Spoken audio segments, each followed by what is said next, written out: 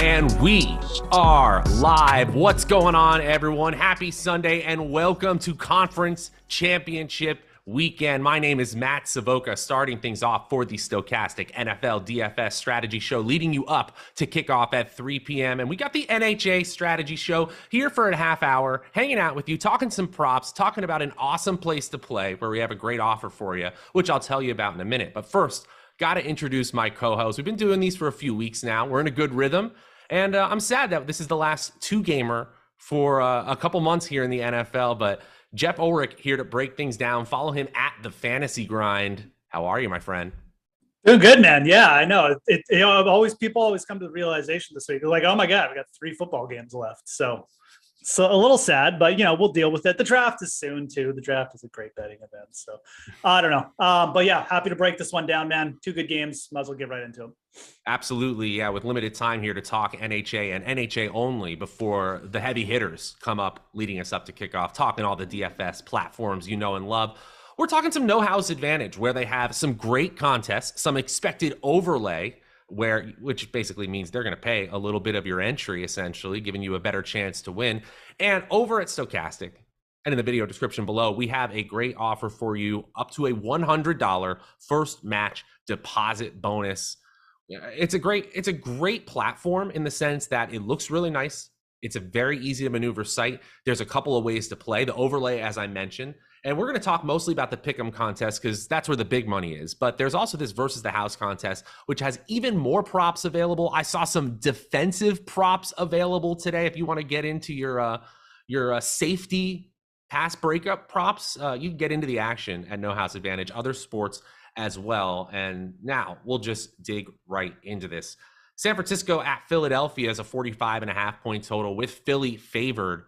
And Cincinnati, after beating Kansas City the last few times they've seen, including in last year's conference championship games, they are still a 2-point underdog despite what Mahomes' ankle is going to feel like today in a 48-point total. Let's just break down the slate. How do you feel these two games go today? Yeah, no. So, I mean, right off the bat, I does feel like, again, people just underrating the Bengals a little bit. I mean, there was a move early in the week, but it was all Mahomes related. And I thought it was a little bit Bengals related, but really, with the line now actually bigger in favor of the Chiefs, and when it opened, doesn't really feel that way anymore. So looking at the Chiefs is like, the Bengals is a really complete team. I think they're going to give the Chiefs problems again, especially with Mahomes limited. I think he's a great pocket passer, but like a lot of the stuff they do is predicated on him moving around out of the pocket. So see how that goes. I do like the Bengals there. I think the other one is really interesting. People, again, like I've said this a couple times this week, the 49ers have won 12 straight games, 8 with Brock Purdy, and people expecting things to change today. I don't know if it's going to be that way. I think you are going to see more passing in that game than people think. So I'm expecting a couple of big performances there, but I think that game will be really close, and I think it's ripe for San Francisco upset. It absolutely is. Look, say what you want, Philly fans, especially the ones coming up later on in this very show. But yeah, I think this San Francisco team is built in a way that could take down this Philadelphia team. Now, let's not get it twisted. If Philadelphia plays at all systems go, at the way that it is capable on both sides of the ball, and I mean that starting in the trenches, blocking on the defensive line and offensive line, and then, of course, with those talented skill position players and Hurts, they are the ones that have a blowout in the range of outcomes, in my opinion. Yeah, I don't know if this version of San Francisco, unless Philadelphia completely falls on their face with unforced errors, has blowout potential in them. But I actually think either Kansas City and Cincinnati have that in the range of outcomes. So just in general, I think the wider range of outcomes and the higher point total is in Cincy and Kansas City. When you're considering overs, I think you should keep that in mind. Let's dig into this one. Obviously, when you're talking about no house advantage, you're talking about what you would call prop bets at other platforms. So they have lines for passing yards, passing touchdowns, interceptions, receiving yards, things like that. And you just choose the player, choose over or under, and then you create by confidence level, a 10-point play, a 9-point play, and so forth down the list. So we got 26 players to choose from in this pick'em contest between these two games. Looking at the weather, shouldn't be too much of an issue. So let's just go position by position. The quarterbacks, we got some heavy hitters in Burrow, Mahomes, Hurts, but Purdy has even moved up in his yardage props, and all of them sit at 1.5 passing touchdowns as their prop line and 0.5 interceptions as their prop line. Any quarterback props stand out to you as some high confidence plays? So, I mean, again, this is just me kind of how I'm approaching the slate. I think Patrick Mahomes for an interception is actually a nice play. I think that what you'll get is, again, like if you like Cincinnati and I kind of lean Cincinnati, then you're going to get Mahomes dropping back late in the game on a bum ankle. That's a little bit of the angle as well, but like Cincinnati's just a good defense that schemes well too. So I don't feel like taking them for an interception is a bad play in really any scenario right now, especially against a team that they played a few times. So I'm actually looking at that as a prop. I think that'll be a little bit underrated too. I think people have kind of moved on from the injury in their minds, and I don't think they're going to really be targeting Mahomes negatively today. So I think for no house, that's like a good low owned prop that I like for a quarterback. And it's not to say that I don't necessarily like Patrick Mahomes' props or like his Sure. ability to like put up yards here. I think he could put up 300 yards, which is kind of interesting as well. I mean, his passing yards prop is 275. We do have it projected as an under, but it's like, very small probability under, one of our smallest edges of the week. So, and I wonder if people just look at that and just kind of stay away from it or not use it much. You could get pretty contrarian with going, over on an interception and then over on the passing yards as well. I don't think many people would have that kind of build, but well within his range of outcomes. And as we've said, Matt, a couple of weeks in a row, like the interceptions often help the quarterback's passing totals. So that's kind of how I'm viewing Mahomes today. High volume day, I think. I think your read on the situation is rational, but one thing I will say is if you're looking for high probability bets, high confidence bets, something to put in that 10-point slot or 9-point slot, if you just line up all of our plays over at the Stokastic.com NHA tool, it's not looking like a lot of these quarterback props are the ones that are our high confidence plays. Yep. So I think it's interesting if you even just want to move some of these, what I would call mid-tier quarterback bets, like the Patrick Mahomes one you're talking about, over 1.5 touchdowns, which is kind of weirdly correlated to that one interception, just talking about an aggressive Patrick Mahomes passing day. That's one that we kind of like. But again, that's sort of in the middle in terms of our plus EV props over at the NHA tool. It's just something to keep in mind where we usually have some sort of confident quarterback bet. But today, it's a little bit different. Hey, guys, I just want to say we got over 700 people hanging out, just under 3 hours until kickoff. And I got to say thank you. One way you could say thank you to us, of course, is hitting that like button. It does go a long way.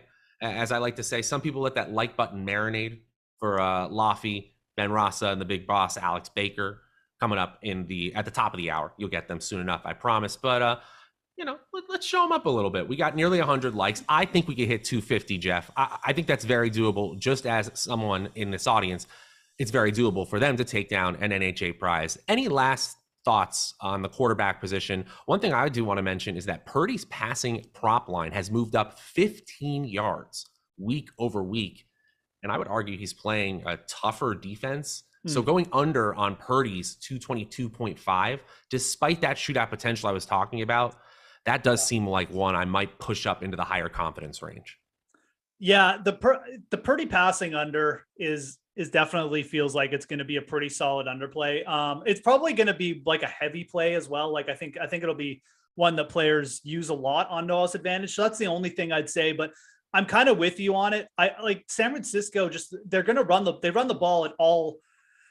Like they get behind 10, they're not going to stop running the ball, right? So Right. Like Purdy getting there, obviously he could get there, but I think that there's just not that many, there's game environment, the game flow. It's not really as big a deal with Purdy. So yeah, I'm with you.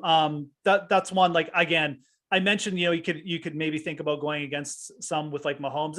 Purdy is just one I would just roll with our projections. It's a pretty solid edge. I agree with you. And it's a really good point you made about the quarterback props this week. Usually we have like some interception or like a touchdown total that's like projecting really high and we can point out, but the quarterbacks are interesting. Like you can kind of mix and match them how you want here. And again, like if you want to play for a lineup where, you think the Chiefs are throwing a lot You can do that if you want to play for a lineup where, maybe you're taking like a big day from Christian McCaffrey, play the under on Brock Purdy. So the quarterbacks are kind of, like you said, more of a mid-tier, lower tier option. And I think just trying to fit them in with how the rest of your higher tier props go is a good strategy to look at the QBs today. Well said, my friend. If there is one area where I might go slightly against the Stokastic tools, and usually, as I always put this caveat, usually go with the Stokastic tools. That's a very good idea. But if there's one area I might go against it, it's the plus EV listing on under 0.5 interceptions for Hurts.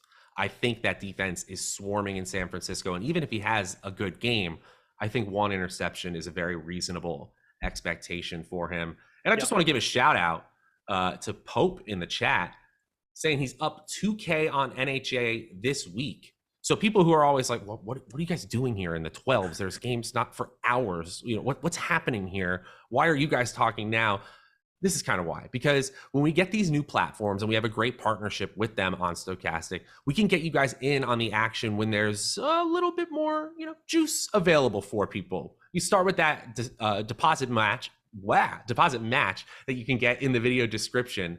And then you get into these contests where not only do we have the tools to help you take things down over at stokastic.com, but there isn't quite that same level of competition. There isn't quite that volume of competition. You can get your feet under you in a way that maybe you can't on some of the bigger platforms, which will, of course, talk your ears off about in the hours to come until kickoff.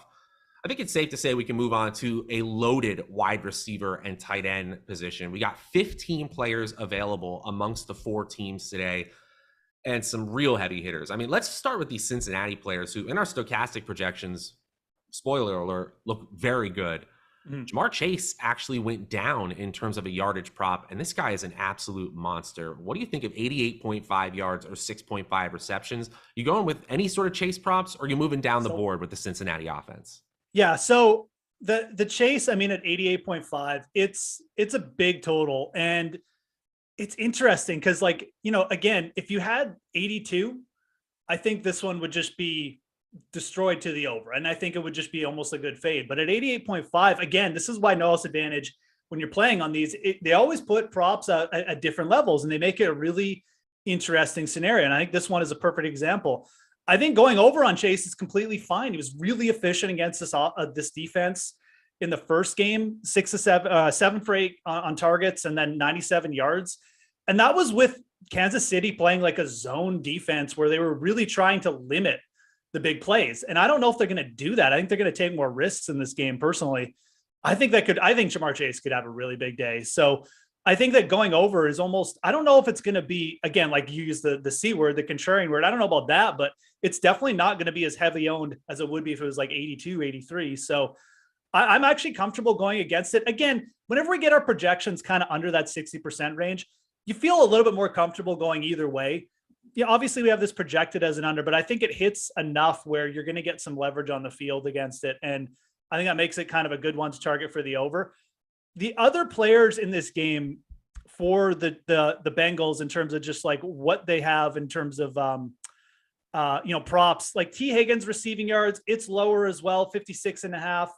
I think people will look at that and probably lean towards the over. I'm okay with it. I think that Hayden Hurst as well, like another one, 3.5 receptions. I think you could probably actually get like a pretty unique build by going like over on Chase and then under on one of those two guys, like under on Hurst or under on Higgins, which are very just there. Again, we have them projected as coin flip props. And I think that's very fair. I mean, projections where these guys, especially a guy like Hurst, yeah, he had a big game, but like he's getting 5 or 6 targets. I don't think his target share is popping to 7 or 8. At 5 or 6 targets, it's going to come down to one catch. Like right, it's razor thin in terms of catch rate. Absolutely, exactly. So I think Hurst is actually a really good fade, and I think you put that with Chase over. I think that makes for a solid little way to approach that group. I'm into that. Look, the thing that really, I don't know if shocking is the right word, but continues to be interesting to me is that Chase and Higgins, as this season goes on, they continue to separate in terms of expectations, with Chase moving towards the elites of the elite. You actually said a couple weeks ago that when he's fully healthy, it looks like they want to feed him like Cooper Kupp level targets. And that naturally creates a separation between him and T. Higgins, who we used to kind of view as a 1A, 1B. We still have high hopes for T. Higgins as a player overall, but the way that this offense hits its full ceiling, sort of like what we saw in the snow last week. Remember, they could have had even more points. Burrow missed a wide open touchdown. That game could have been blown wide open. Look, there's nearly a 30-yard expectation differential between Chase and Higgins. The one under I do like is that Hurst receptions one. Their yardage total is exactly the same as Boyd. On the other side, I actually think over Kelsey 6.5 receptions seems like a very easy high confidence play for me. Essentially, he has the highest opportunity expectation of any non-running back in the skill positions today. And with Mahomes possibly not 100%, he's going to have to check it down to players like Kelsey and maybe his running backs. What do you think of that? It is really, I'm interested to see how this Kansas City offense operates today.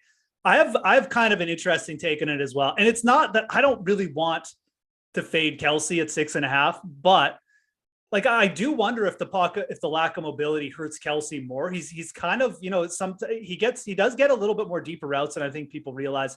My take is that a guy like Kadarius Toney could get like 10 targets today. And we actually have him projected as, and I'm going well against the projections here. And this is my guess this is my hot take for the week, because we have Kadarius Toney at 3.5 receptions as one of our strongest underplays. But he ran 12 routes last week and he got 7 targets. And now you have an immobile Patrick Mahomes with a guy like Toney who fits that Tyreek Hill mold. He can take handoffs. He can take the short screens. I feel like he's going to be a very vital part of their offense. But that's just my hot take. That's just that I'm not. This isn't a projection thing or anything. Mecole Hardman looks like he's going to be active. I haven't found anything that says he's 100%, but he tweeted out that the picture of him. I don't know what it was about, but he seems like he's going to be active. So that could also cut into Toney. But I feel like Toney's going to be a pretty vital target today. So our projections say stay away from Toney. I'm just going against that and saying, look what he did last week. And I think he's going to get more usage here. But that's kind of my hot take, I guess, that it's not that I want to fade Kelsey. I think you're right in saying like you should probably just take the over 6.5 receptions. But if you were going to leave Kelsey out or take the under, I think going over on Toney as an opposite, as like a correlated move does make a lot of sense. If Kelsey's targets are down, or if the Bengals just shut him down or Mahomes just can't get him the ball, I think Toney will be the beneficiary there. That makes all the sense to me. And I'm just a sucker for players who get a ton of targets per route run. Long term, I still have a lot of high hopes for Toney. Yeah, I'm just a sucker for guys like Kadarius Toney, who looks so good, and then he'll probably get injured on the second play of the game. Now we only have a few minutes to talk about this because we got to hop over to some pretty good running backs as well. Yep. But talk to me about your favorites on the other side. We've got Samuel at 52.5, Ayuk 49.5, Kittle 46.5. So 1A, 1B, 1C. You have Jennings, and then obviously on the other side, it's all about AJ Brown, Devonta Smith. And then against Dallas Goedert. Any favorites pop out there as some solid props you want to point out? Yeah, so I'll start. I'll go quick through these. I mean, I think Kittle is interesting for a big day if you want to play for a big day for George Kittle, and then you can fade the San Francisco wide receivers. I think if you're going to go over on one receiver, it's take Deebo Samuel. Line of scrimmage, just easier to get him the ball against this Philadelphia Eagles secondary. I really like the under in the Dallas Goedert receptions. 4.5. He's only received more than 6 targets 3 times in a game. It's the same idea as Hurst. We could just come down to, one target here that's going to get him. And I mean, he could easily have a 4 or 5 target day and go well under this. So really like that under. And then as far as, the Eagles receivers, I would much rather take, if you're looking to go against our projections, we have them both projected as under in the reception totals. I think AJ Brown could be in a spot where, he just flat out tries to dominate or potentially does dominate this game. Also potentially in a spot where he could just be getting a boatload of targets if Philly is down. So I think there's a lot of avenues for AJ Brown to have a big game here, much like CeeDee Lamb did last week. He'd be my choice. I understand why people like Devonta Smith, but again, I don't think that you should be playing too many overs from this game. We do have Smith again projected as an under on his receptions, which I'd like quite a bit. And Brown would be the one guy I'd probably be looking to go over Brown on the yardage and maybe just leaving that reception prop out for him. I dig that call. Just if you're listening, Philly, throw it up in one-on-one for AJ Brown. It's going to be tough, but just let him make a play. Get it to him. Let him make a play. Love that call. We only have a few minutes left. Let's talk about these running back situations. A lot of RBBCs expected here. Even Christian McCaffrey, he's not 100%. Elijah Mitchell is expected to suit up. He's not 100%. We don't have Jordan Mason available on the board. Actually, let's talk about this San Francisco-Philly game first. McCaffrey's at 71.5, Mitchell at 38.5, Miles Sanders on the other side, 59.5. Anything there really stick out to you? I know there's one that's at the top of our board in terms of confidence plays. Yeah, and you know what? I think you take unders across the board here. I really do. I think there's so many avenues for San Francisco to run the ball with other players. Samuel, Mitchell. I know Mitchell is, at 38.5, but his carries are going to be capped. Like, I don't think you're looking at Elijah Mitchell suddenly, unless McCaffrey gets injured, but Mitchell's injured as well. Like, Jordan Mason could get mixed in. I think even if McCaffrey went down, you probably see Jordan Mason. I think Mitchell's got a capped, carry load. I think McCaffrey, when Mitchell is around, has, as I said, I think I said this last week, he's averaged about 56 yards per game. When Mitchell's been in the lineup, and at 71.5, we got a bigger prop than last week. And I like the under on Miles Sanders too. I mean, Kenneth Gainwell taking a bigger share now, running better. This is a really tough defense to run against. I think you're going to see Gainwell used a little bit more. He's a better pass catcher. The Eagles like him. Honestly, I wouldn't be afraid to take unders on all three of those running backs we just mentioned. The tools don't hate it. I still think McCaffrey goes completely off today. If you're playing him in other situations, DFS platforms, I think it's through the air though. So if you want to just take the under on the rushing prop, makes all the sense in the world to me. You know what else makes sense is that we got the likes all the way up over 175. I think we really can push it to 250 before we head off the air in just a few minutes. We've got 4 more running backs to talk about, but hit that like button. Show up Lofty a little bit before we get to the next hour. Mixon, P. Ryan on the Cincinnati side, Pacheco, McKinnon on the Kansas City side. It's annoying we can't bet on McKinnon receiving props or anything like that. Which of these 4 players would you like to bet on as we close things out with the NHA show this half hour? Yeah, if I can find my props here. I mean, Mixon is a player, like I actively bet on his Russian receiving total under this week. I think, again, you're getting a little bit of juiced up props after him having one good game. What we've seen from Mixon and really, maybe it's the O-line in general, maybe it's just the matchups, but like it's been pretty ineffective for most parts. So I feel like there's a little bit of an overreaction here to just one good game. And again, you bring up P. Ryan, like he had 44%. He played 44% of the snaps, took his biggest workload with Joe Mixon in the lineup last week. He had 12 touches. So P. Ryan's going to be involved. I definitely like the under on Mixon as well. I think P. Ryan is someone you could maybe think of as a little bit of a contrarian over. We have him projected for about 18 rush yards. His projection is at 19. I would rather play, much like McKinnon, I would rather play his over on the receiving. But if you want to get a little tricky, like putting it as like a low point play, taking an over and maybe an under on Mixon, you could do. I think P. Ryan is one you could just honestly, we have enough props. You don't have to play him. I think he's a player who he could rip off a long 20-yard run. And I think he's going to get touches, but I think projecting like how those touches are going to come is a little bit difficult. And I think there's a good chance they come in the passing game, but I do like the Mixon under. Again, I feel like his overreaction, he's got P. Ryan to deal with now, and Burrow will run a bit on his own too. So yeah, lots of stuff there for the under, I think. We got less than a minute here. So truly rapid fire, less than a sentence. Favorite prop for today on NHA? Yeah, I'm going to go under Dallas Goedert, 4.5 receptions. All right. And I am going to go with AJ Brown over, what's his yardage again? 71.5. 71.5, over 71.5. I like that, yeah. That's what I'm going to do. All right. This has been a whole lot of fun. Hey, we got the like button exactly where we wanted. 1,200 of you hanging out as we get closer and closer to kickoff.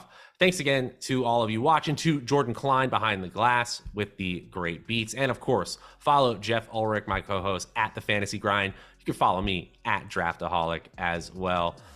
We got the big boys coming up. We got Lofty, we got Alex, we got Ben, and then live before lock all the way up to kickoff. Until then, my name's Matt Savoca. We'll see you guys. Let's win some money.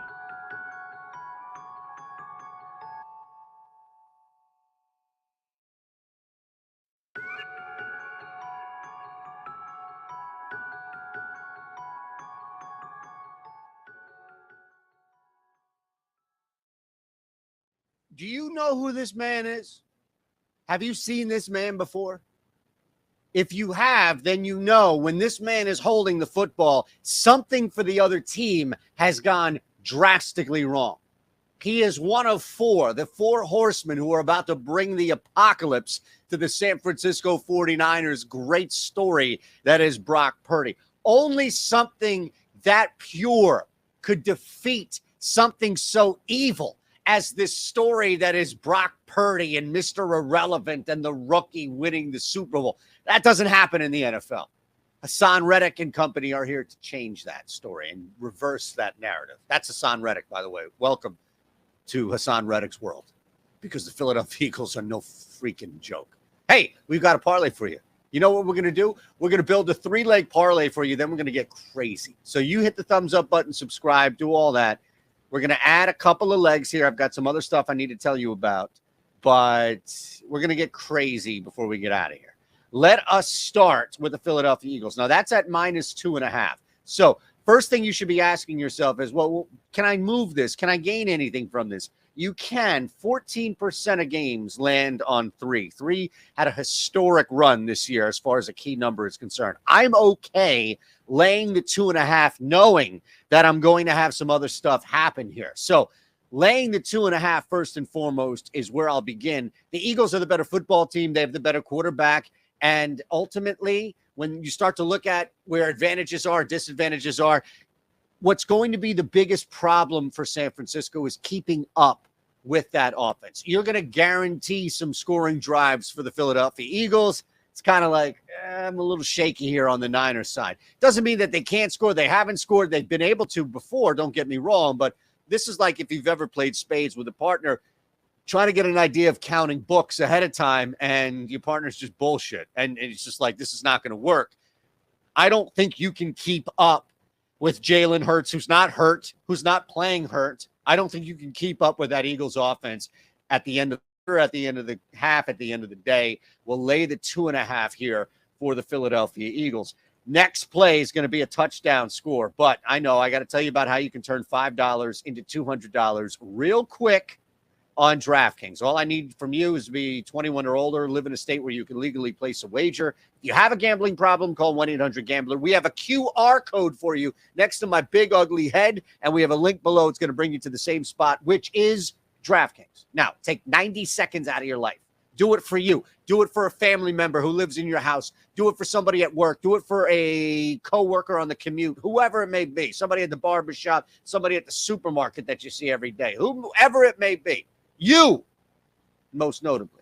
And again, they have to fall under the same guidelines here too, all right? Can't be setting it up for some 12-year-old kid that lives in your building, all right? Grow up. Put a $5 wager. That's all you need to do is just one $5 wager on the Cincinnati Bengals. It doesn't matter if the Bengals win or lose. It doesn't matter when this game kicks off. As soon as you place the wager, you're going to get $200 right back into your account. We're going to come back to this category, get a little crazy here, but we're going to add George Kittle. Brock Purdy, okay? Brock Purdy is going to throw a touchdown. I don't think the Eagles defense is that good. We're going to keep everybody out, but he's going to hit George Kittle. This is the weak spot, the soft spot in the Eagles defense. This is a good friend on the field, if you know what I mean, as far as quarterback to tight end, and these two over-exemplify that, and that's just because of where Purdy is in his career right now, and Kittle has been woken up. I told you I was concerned about that, but Kittle, you can get 3 as far as a margin of victory 50 times over with George Kittle scoring a touchdown. That's not a deterrent for me. Now, you have to look at where you can find some value here in the same game parlay. Normally, I think this is a fine bet. That means it's a fine bet to add in the same game parlay. So what we have done here is we've given you the Eagles win, George Kittle anytime touchdown score, 1+ interception from Brock Purdy. Now, you know I can't help myself, and you know we have Hassan Reddick behind me, and I just get all giddy when I see Hassan.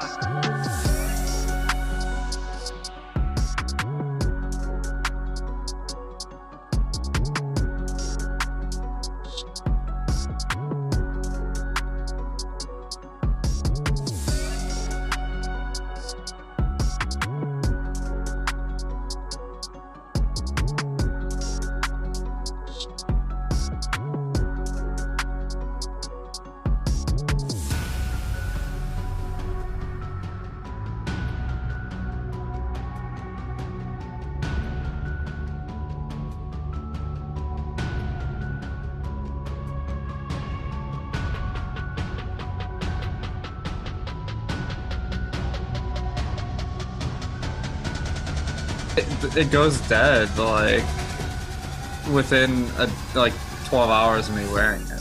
You just work out too hard. The new one that I have, I put it on, woke up, put it on at like 6:45, whatever. Jordan, go ahead.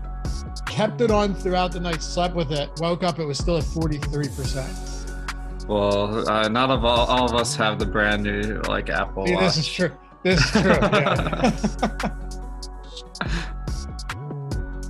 My phone would die by 10 a.m. before I got a new one. So, yeah, I have that. Yeah, it's ridiculous. Hey, what's going on, everybody? Welcome back. It is the NFL. Stokastic.com NFL Deeper Dive presented by No House Advantage. And we are almost in February, which means only one thing. This is the final multi-game slate that we'll be doing here on the Deeper Dive all season long. Very happy to have you guys with us to wrap this one up. 2 games, conference championships. We're in business. 49ers, Eagles, Bengals, Kansas City Chiefs. It all comes down to this. And we're going to break it all down for you. Happy to have you guys with us as always. Appreciate you riding with us all season. First things first, though, before we introduce these fine hosts, fine analysts joining me today, hit that thumbs up, subscribe to the channel, leave a comment down below. You get the point. There's no comments because this is no shelf life, but tone for your sins, wash yourselves clean, help us appease the YouTube overlords. Takes only 1 second and it goes a long way for us. Helps us keep the lights on around here. Anyway, I'm Dave Loughran at Lafayette_D on Twitter, joined by Alex Baker at Awesemo DFS. This is it, man. How you feeling? What's up, man? Yeah, it's tough because obviously we're running out of chances to get these big GPP wins, but on a 2-game slate it just keeps getting a little bit trickier and trickier because it's all about game theory and less about just picking the best players. So I think it'll be an interesting one though. And also, as always, Ben Rasa at JazzRazDFS. We talked about it on Tuesday, man. It's only 2 games, but there's so many different ways to do things. And the pricing is as loose as you're going to find it on a slate like this. So many different ways to go. So much game theory. Great day of football. What can you say? For me, a bounce back from last Sunday was a disaster. I'm excited to dive into these games. Competitive spreads, similar totals. It's so interesting how many different ways you can go, even with a pretty small pool of players. Oh, it was Cowboys for you last week. No, it was the Bills. The Bills were just not great. No, they were. I thought the Cowboys were the team you're planting that flag in. I was, but I actually thought they played pretty damn good. They just got beat. Like the Bills, as we all saw, that was a no-show. Yeah, they at no point in that game were they even remotely competitive. No. No help whatsoever. No help from anyone. Not even the guy up in the club box. All right. Which I think we've confirmed was him at this point. Jordan was very suspicious. I said, dude, settle down. Come on now. We're not getting into this crazy stuff here. Everything is as it seems. But anyway, let's talk a little bit of football here. We got 2 games to dive into. Huge contests as always. And we'll go team by team, but we're not just going to go team by team. We're going to, of course, hit it on each team as we always do, but then really break down how we can differentiate, what type of things we can do to get a little bit different, as Ben said, without being stupid. I think you said that the other day. Get different without being dumb. Let's see what we can do. Alex, we'll kick it off with San Francisco and the Philadelphia Eagles. Eagles laying 2.5. I mean, it's juiced everywhere. It's like -120, -2.5. But Niners 2.5-point dogs coming into Philly. Elijah Mitchell questionable. Christian McCaffrey off the injury report, so we can talk about that. Actually, let's start with this. Let's start with the backfield here because Christian McCaffrey, highest priced player on the slate, rightfully so. Highest priced running back, of course. If Elijah Mitchell, do you have any read on whether or not Mitchell's going to play? Let me ask you that first before anything else. No, honestly, I mean, I'm just assuming that he's going to play, and until he doesn't, it doesn't really matter because I'm going to have a lot of McCaffrey one way or the other. But yeah, with McCaffrey, he did play a little bit of a disappointing role last week where he only got 31% of the team's carries. So the fact that Elijah Mitchell is a little bit banged up if he's active, I think There's two ways Christian McCaffrey can really get there. And one is the 49ers are trailing, in which case you're going to see a lot more McCaffrey. And then the other is the 49ers put up a lot of points. McCaffrey's part of that. So I think he's definitely the safest running back on the board. Okay. And yeah, Ben, we just had our boy, the news guy, shot me a DM saying that Schefter said on TV earlier that he expects Elijah Mitchell to suit up and play. Doesn't give us much of an idea what the workload's going to be. The only reason I mention this, though, is because when you look at the running back position, you have, I mean, if you want to count Gainwell, fine. But like Sanders, Gainwell, McCaffrey, Mitchell, Mixon, Pirine, and then we'll just go ahead and say Pacheco and Jerick McKinnon. But in a spot like this, we actually did see Elijah Mitchell get a good amount of work in these games when healthy. So in the event that he plays and he's not limited, would you expect it to be a similar workload to what we've seen from both McCaffrey and Mitchell over the first couple of games of the postseason? I think that's somewhat reasonable. Now, they've been playing from basically ahead predominantly in these games, and that's what they want to do. I think the interesting thing about San Francisco is I've always kind of assumed and thought of them more as a plug and play type offense where they have the luxury of being able to scheme really well. They could put a multitude of players in that backfield behind McCaffrey to garner those 5 to 10 carries. It could be more Debo back there. They could take someone who doesn't get any work and put him back there. So I don't think it really solidifies much of anything behind McCaffrey. He's going to be extremely involved. We all know that. And then there will be some other touches to a variety of guys. Yeah. I mean, I think McCaffrey, regardless, and Adam or Alex pointed this out, I think regardless of what happens with Mitchell, McCaffrey, obviously a top play, but like, let's just say that, and we should get the injury report, the inactives, like very shortly. But Ben, let's just say, for the sake of argument here, let's say Mitchell isn't expected to play, like, or he doesn't suit up, or he does, but they don't, he kind of an emergency situation. Does that make you like McCaffrey more, or do we start looking at someone else behind McCaffrey that could come in and be a minimum salary option or around that? So yeah, to me, it doesn't really change much of anything.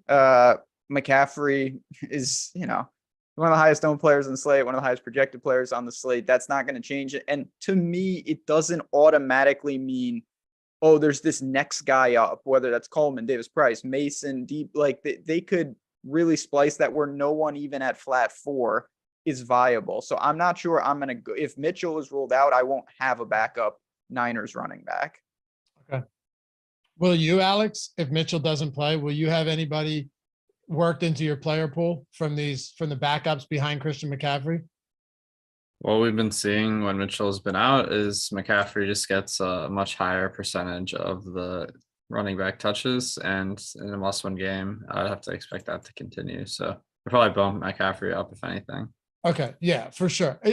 Is there any running back for you this week that comes close to being as high owned as McCaffrey? Because I know last week, remember we talked about this last week, and you had said, it may have been on the Sunday slate, I can't remember, but you're like, I'm just going to mix and match a lot of guys, right? Just because there was no real clear definitive option behind someone like him. On this one, now you have other players, like you have Mixon, understandably so. But then once you get past that, it's a bunch of like 5K guys and some sub 5K backups. Yeah, I mean, I wrote into DraftKings asking if I could only play one running back this year, or I mean this week, but they didn't get back to me. Okay. Yeah. They're not great with that. Yeah, so Mixon, like, he had a great game last week. I'm just Cincinnati is pretty popular today, so I might try to go a different direction, but it's hard to have a ton of confidence in the other guys. Like Miles Sanders, it's a tough matchup. I do think he's going to be under-owned because of how bad a matchup it is, but his projection isn't great either. So I kind of am thinking Miles Sanders is a decent play at running back. And then the other guys I don't really have a strong feeling about. Okay, Ben, any thoughts on that too? Trying to give the people everything here, instead of us just breaking down like, oh yeah, Kittle's a nice play, Debo's a nice play. Trying to get a real feel for where everybody's at. Yeah, I mean, I think when I look at it, certainly Miles Sanders on the other side of this game this is where we immediately get into game theory of like, no, I don't think he's in a great situation. In fact, I think he's in a pretty bad situation, but so does everybody else. And it just takes one outlier run to really change the slate, because there's just not that much opportunity cost at running back. And we'll get to those backs in the second game. But when we look at this, I'm okay with that. And to me, Christian McCaffrey, what can you say? Even if he doesn't have a great game, he easily could be in the optimal lineup today. Yeah. And I believe you said that plenty of times in a spot like this. Yeah. He's just extraordinarily talented, and he should get enough work. There's no doubt there. Talking about the pass catchers though, Ben, and we can get into the stacking here, because just if you're looking at our, top stack tool, if you're looking at ownership projections, player projections, boom bust tool, wherever it is you want to look, right, over at Stokastic.com, and you have, no limitations when it comes to options here of which tools you want to use. But at quarterback, Brock Purdy coming in way lower owned than everybody, way lesser projection, of course. He's also way cheaper than everybody. And he does, to be fair, look, it's a tough matchup against this Eagles secondary, no questions about that. But he does have weapons, right? He does have Debo. He has Ayuk. He has George Kittle. He has Christian McCaffrey in the passing game. They don't have a strong top stack rating at all. Not that they should. But how do you feel about Purdy? Because I know last week you were willing to take the risk and say, look, Dallas is not grading out high in the top stack tool. Dak's not going to be as popular as some of these other guys. Do you feel the same way about Purdy today in this matchup? No, I don't. Okay. I'm not going to get to Purdy. So there's a couple of different things I'm interested to see. One, I do think there's just a chance on the road he really struggles just from a talent standpoint, and they have some problems. But even more than that, I actually found it interesting when I went to build with Purdy. It was almost like he's cheap, and it makes it hard to build because you can pay up for all the same players that every other Purdy stack is going to have.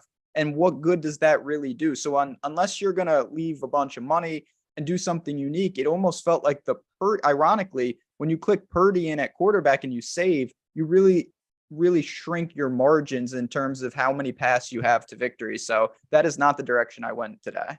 What about you, Alex, when it comes to the passing game, whether it's pieces or the stack? We can, of course, start with the stack here and break it down from there. I like Purdy. I think that the Eagles have been really good versus quarterback this year, so that's going to throw people off the scent with Purdy, even though he's been pretty solid. He's coming off a game where he had his lowest fantasy points of the season, so putting people sour just enough on him to make him a under-run play. And the main things, he's got great players. He's throwing to like McCaffrey. I'm having in most lamps anyway, so it's easy stack. Samuel and Ayuk, perfectly good. Kittle, not my favorite tight end this week, but it's solid. But the main thing is San Francisco is not a team that loves to pass the ball. So the fact that they have formidable competition this week is actually a good thing for Purdy, because it just gives him more outs to get more passing attempts. And this would be one where it might make sense to run it back if you have Purdy with one or two Eagles at least. Not that it's hard to build a lineup without one person from a team, but I think that if the Eagles have a big game, then Purdy is going to get more passing attempts. So there's a nice correlation. Are you talking about double stacking Purdy here? You're fine with that? Oh yeah, definitely. I mean, I think you have to without his ability to run, really, right? Or without his for ability sure, to run. Yeah, and just the fact that there's only 2 games, so it's almost like I'm just single. I already have McCaffrey in my lineup when I have Purdy, so that's the easy one. And then one or two other San Francisco 49ers makes a ton of sense. Yeah, exactly. All right. Ben, just to get a little bit further into the weeds here, you're talking Kittle, Debo, Brandon Ayuk, all of these guys. I mean, listen, of course, if you wanted to get into Jennings, feel free. That's fine. But I can't imagine he's going to be one of your more higher exposed plays today. Also, throwing this out there, Vontae Maddox, was a full participant in practice. He's expected to play in this game. That's significant, right? Because the Eagles had been pretty exploitable in the slot. We saw a lot of Richie James targets last week. I think he had like 7-8 receptions in that game. They're tough on the outside. With Avonte Maddox back, I do think that makes a difference. So just to give you a full context of this defense coming in for Philly today, what would your favorite one-offs be for the San Francisco 49ers?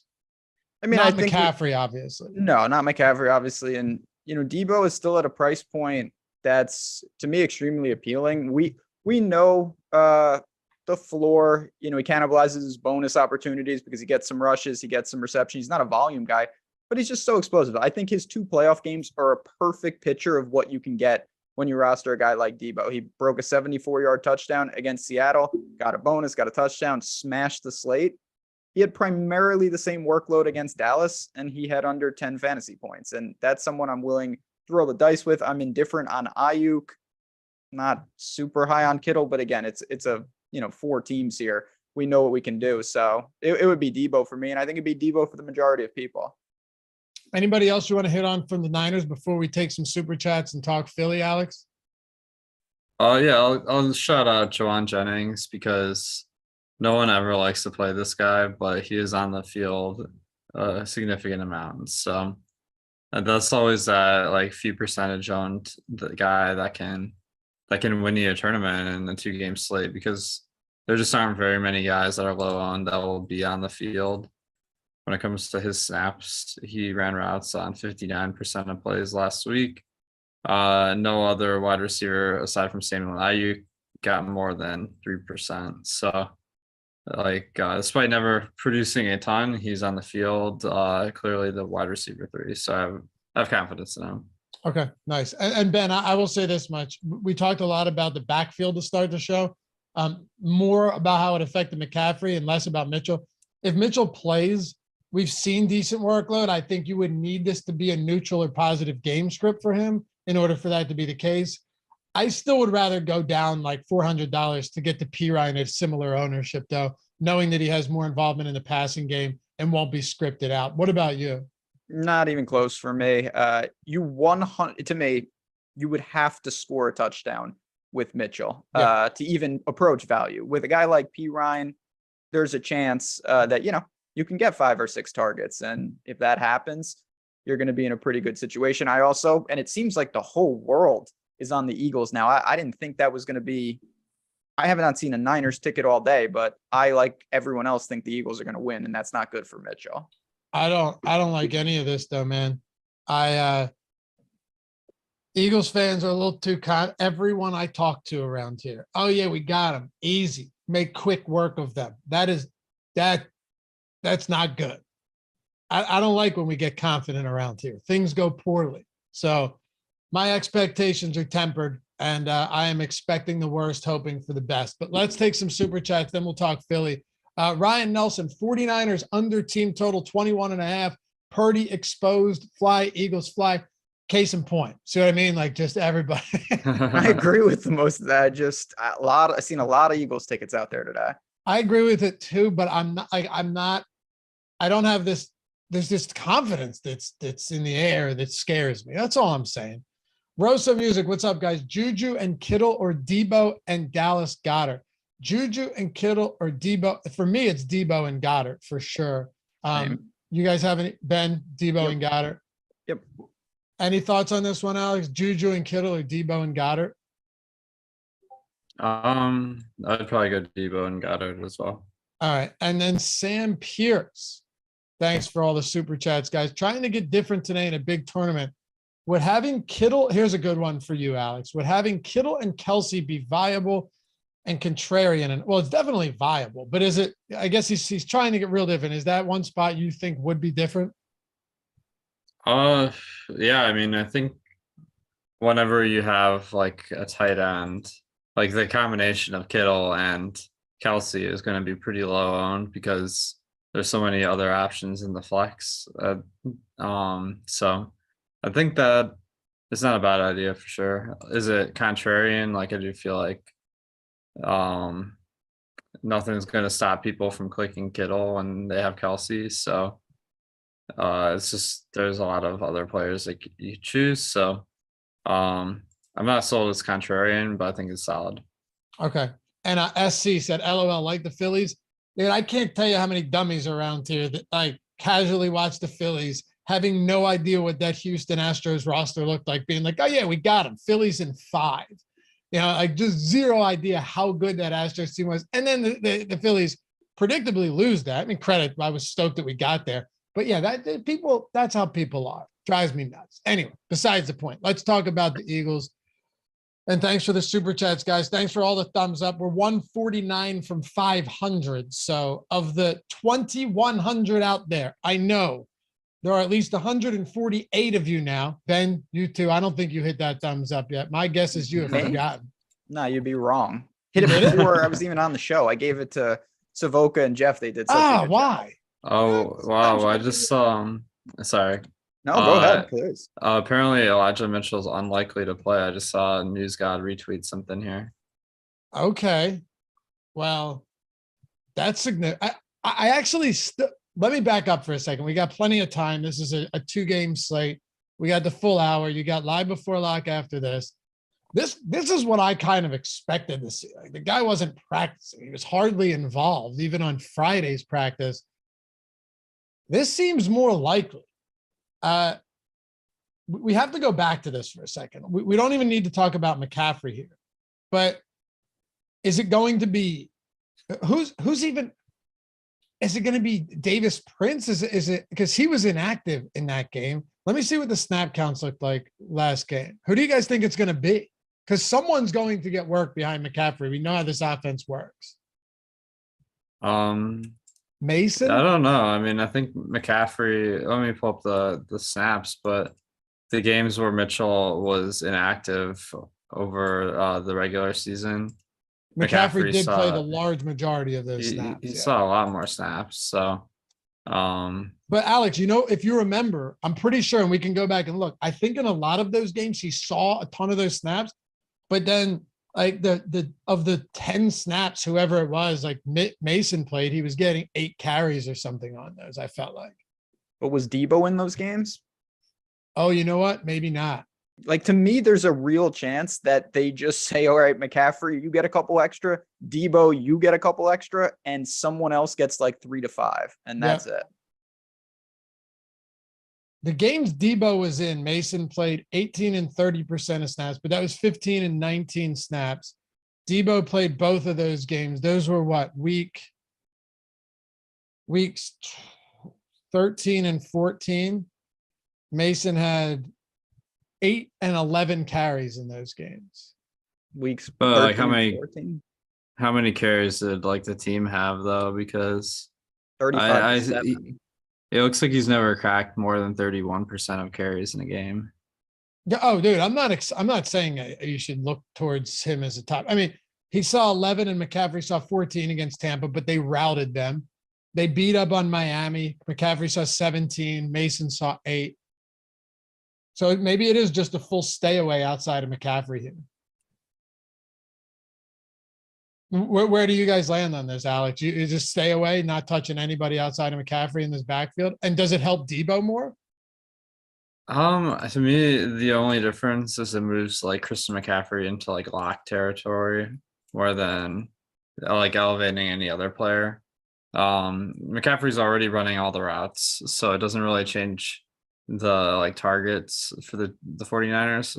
All it does is it changes the rushing distribution. So what I'm expecting is we're just going to see more McCaffrey carries. Like maybe we could see a couple more Debo carries too. You never know. But I'm personally not interested in Mason and Price or Davis Price. Ben, any final thoughts on this one? Then we'll talk Philly. No, for me, it's easy because, like I said, I'm going with the narrative that McCaffrey and Debo are going to make up the lion's share of the carries, rendering Mitchell, if he was going to play, or anyone else, pretty useless. All right, talk to me about Philly then. We'll start it off with Jalen Hurts. How do you want to approach? It's not like, hey, do we like this team or anything? It's how do we want to approach a stack like this where we know that he can take off? I have a sneaky suspicion that you're going to see him running a lot more than you normally would in a game like this, especially against a far superior secondary. a better run defense than we saw against New York, where they could just open up, they could part the Red Sea with that offensive line and run. You could have picked up a couple 5-6 yard carries in that. I'm very sneaky. You wouldn't think that, but you think you could have picked up a couple 10, 15 yard runs? Yeah. I mean, once I get in the open field, no problem. So the thing about Jalen Hurts, one, it's my favorite quarterback today. I also think he's the most interesting from the game theory side because it's not a constant. There's a chance, of course, he has a big passing game and AJ Brown and Goddard or Smith or whoever attached to him like a normal stack. There's also lineups you can make where Jalen Hurts is the best quarterback and the stack doesn't really get there, or it's a skinny stack just because of his bonus ability with the ground game. So I have so much interest in him because you can make really different lineups. Whereas realistically, like if Joe Burrow smashes, I mean, what are the chances that Chase or Higgins or Hurst doesn't get there? It's so low, but with the Eagles, it's a little different story. So I like the Eagles. I like Jalen Hurts. You can mix and match all sorts of combos with him. What's your favorite way to do it? Really, like just hands down favorite way to stack this team? Which players, single, double, whatever we're talking about? I'm more prone to I'm having more single stacks with Jalen Hurts than my other quarterbacks for this reason. AJ Brown, part of it is a Metcalf Lockett to me. Maybe you guys will disagree. Kind of a coin flip, but I just think that AJ Brown coming off maybe a game where he wasn't needed a ton. He's a giant physical receiver. I just love his game. I think he flirts with double-digit targets today. He's the guy that I'm really honed in on. It's not to say I don't have Smith. It's not to say I don't have Goddard, but if I had one Eagles skill position player today, it would be AJ Brown. Okay. Alex, talk to me about this one as well. Just looking, of course, at implied totals and everything here. We only have 4 teams to talk about. And this is the toughest test that Philly has against an opposing defense all year. And definitely the toughest test that San Francisco's had since they faced Kansas City earlier mid-season and got smoked. So who wins the battle here? And if it's going to be won by Philly, who's getting it done? Like, who are our top options? Because there's a lot of them. Yeah, I mean, I don't have a strong lean on who's going to win the game. I just kind of defer to the line on that one where it says it's pretty close, with the Eagles being slightly favored. So I'm just rolling with that for my DFS lineups. Of course, we're not always trying to predict like the most likely outcome in DFS. So as far as the Eagles players, I feel like Sanders is going to be like under-owned compared to the other guys, where I feel like Devonta Smith and AJ Brown are going to be pretty popular. Goddard, I think, is a great play, probably the best tight end. And I feel like everyone's going to want to play Kelsey after last week. So Goddard could be a little bit under-owned. So Goddard's probably my favorite. And then Sanders if you need a contrarian option. And then the other guys I don't really have a strong opinion about. The price on Goddard's kind of crazy this week, right? Like he was on the field for 96% of plays last week. He's running a route on almost every single drop back. He's $4,100. I don't know, Ben. It does seem the guys. How many times have I said it? Monster after the catch. He's targeted in the red zone. I mean, yes, this is still a team that has a decent amount of weapons at their disposal. They have a quarterback who can run. They have a backfield who the offensive line can open up huge holes for. But Goddard at this price point, he has a good a shot as anybody to be, one of the best point per dollar options, find the end zone, have a great game in this spot, even though it's not a good match. But there aren't a lot of good matchups across the board, right? Like Cincinnati's defense has played pretty great too. So I think we have to put it in context, right? Like there's not on a 10-game slate, we might not be loving Dallas Goedert or even this offense in general. Of course, it's all, this is a showdown mentality in some situations where you're doing things that you wouldn't normally do. And there are to me, tight end is one of the positions where guys actually feel very generous in terms of the pricing. You have a lot of ways. And I think a lot of people are going to click 2 tight ends today in the same lineup. So that's going to be a popular build, and Goddard's probably one of them. How do you feel about the backfield here? I think we already kind of talked about Sanders, but at Gainwell last week, I don't want to say that's a flash in the pan, but I don't have much confidence at all that we see anything even remotely close to that this week. That game was not competitive from the jump. And for me, if I'm going anywhere here, it is going to be Sanders. I still think he's fine just because their run blocking is so damn good. The only thing that sucks about Sanders is if he doesn't find the end zone, you're going to be in a little bit of trouble here because the guy is not involved in the passing game. Like they just don't really throw to him and they haven't needed to. He's a decimal back. He is. He is. Last 3 games, he went full decimal back. And that's really, really dangerous because he has no receptions and no touchdowns and no bonuses. So that's what you get. The thing I like about Miles Sanders is it only takes one broken play for him to get loose. And if he does, he's extremely talented and fast. And on a 2-game slate, it could only be one play and you get there with a weak running back position. So I do have some, not crazy because I don't need crazy ownership looking at our tools here. Miles Sanders isn't getting a lot of love. And for that reason, I think he does make some sense in tournament-centric lineups. Alex, what about you from a backfield Philadelphia Eagles standpoint, starting with Sanders? Yeah, I mean, Sanders is really the only one I'm considering playing. Gainwell had a huge game last week. It's kind of fluky. Like, I just feel like he doesn't play enough to really be in consideration, like, for a good play. And then he's not going to be a contrarian because he, like, crushed last week. We all know Boston Scott is the giant killer, so I'm not expecting him to do very well versus a non-Giants team. So that really leaves Sanders. Yeah, it does. And yeah, Boston Scott, giant killer, found the end zone. I think he still had single-digit fantasy points, right? Yeah, I don't believe it was this monster. I'm pretty sure he had what, like 3 for, or like He did nothing. 6 for 30 and a touchdown. I mean, hey, could be worse. Don't get me wrong. He found the end zone. He is the giant killer, but we haven't seen much about him being a 49er killer, as Alex astutely pointed out there. So we'll see. We only use the best data here. Yeah, that's the stuff behind the paywall. You're not supposed to give that out on shows. Exactly.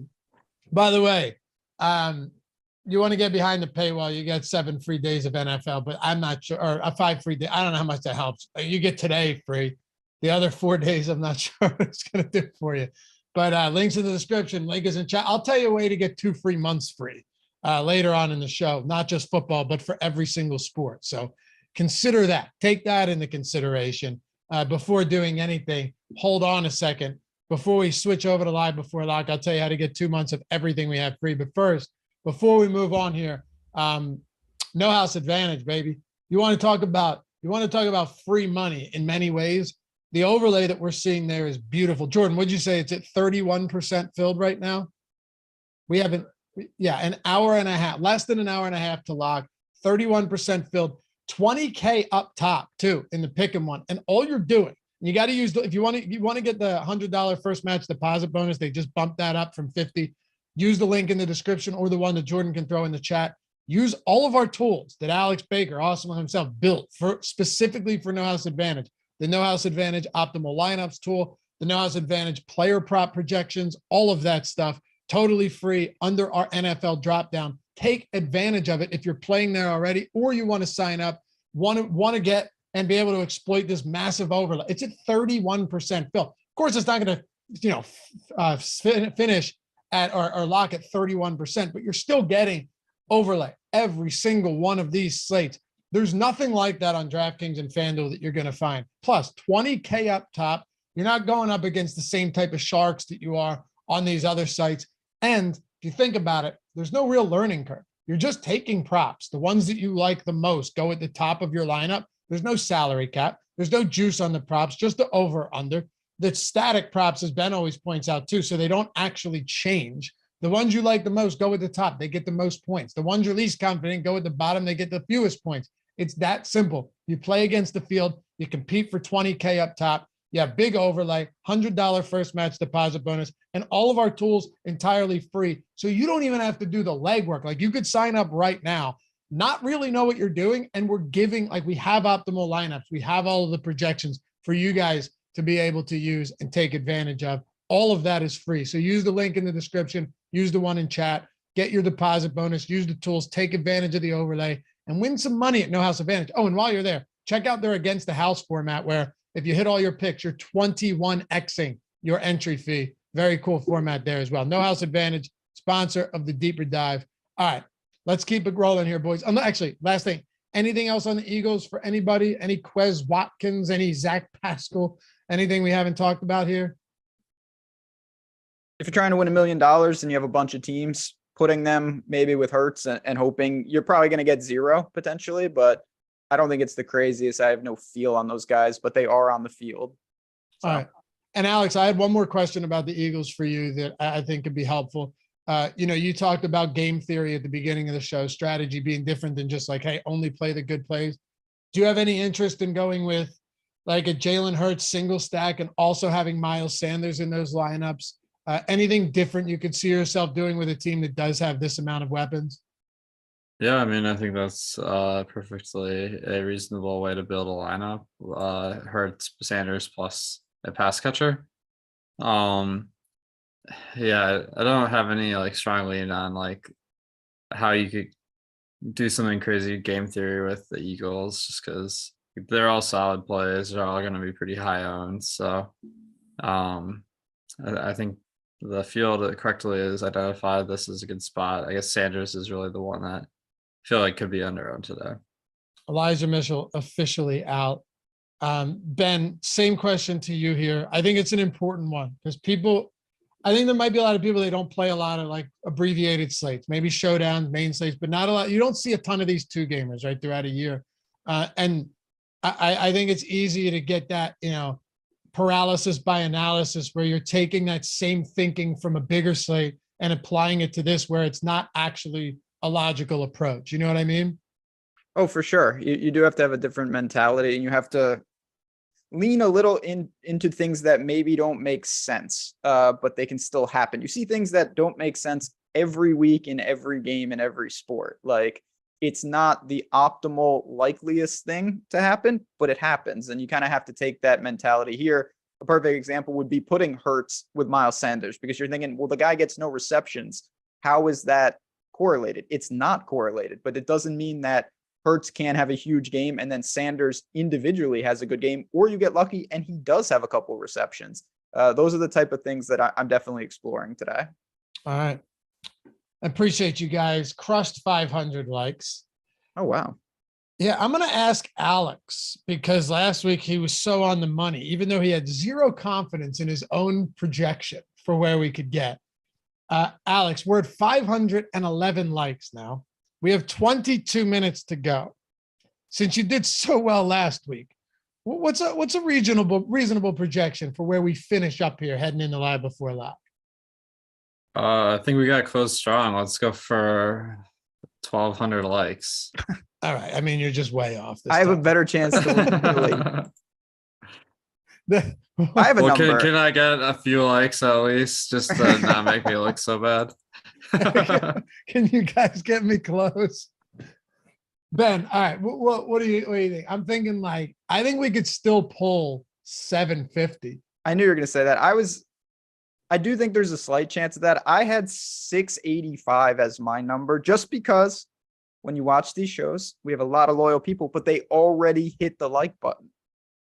Your top end people already hit it. It's not that easy. There's an opportunity cost, just like the slate. We're talking about game theory with the like button here. It's maybe I undershot it a little bit. You did because we're at 630 already. Yeah, but it'll taper off. 1,200. Here we come, baby. I gotta deselect mine to combat it. Just deselect it twice. You guys are the best though. Yeah, and if you do hate this show, hit that thumbs down, but make sure to do it twice. All right, let's talk about Cincinnati, Alex. Jamar Chase, just elite receiver coming into this game against the Kansas City defense. They don't give up a ton of yards per attempt, but they've allowed a ton that league high touchdown passes this season. And you have him at such a big disparity now between him and T. Higgins in price point and really usage as well. If you're just talking like in a vacuum here, forget about the contest. Like you're just building one lineup and you're not even thinking about the field or being contrarian or being different. Is Cincinnati the best stack in your opinion? No, I think they're the worst stack. Like, to be honest, Really? because like everyone's gonna be on them. No, that's what I'm saying. Like, if you were just setting all that aside and you're saying like the highest projected stack, would it be Cincinnati? Okay, the highest projected stack. I'm Well, only asking you this because of how easy it is to get to.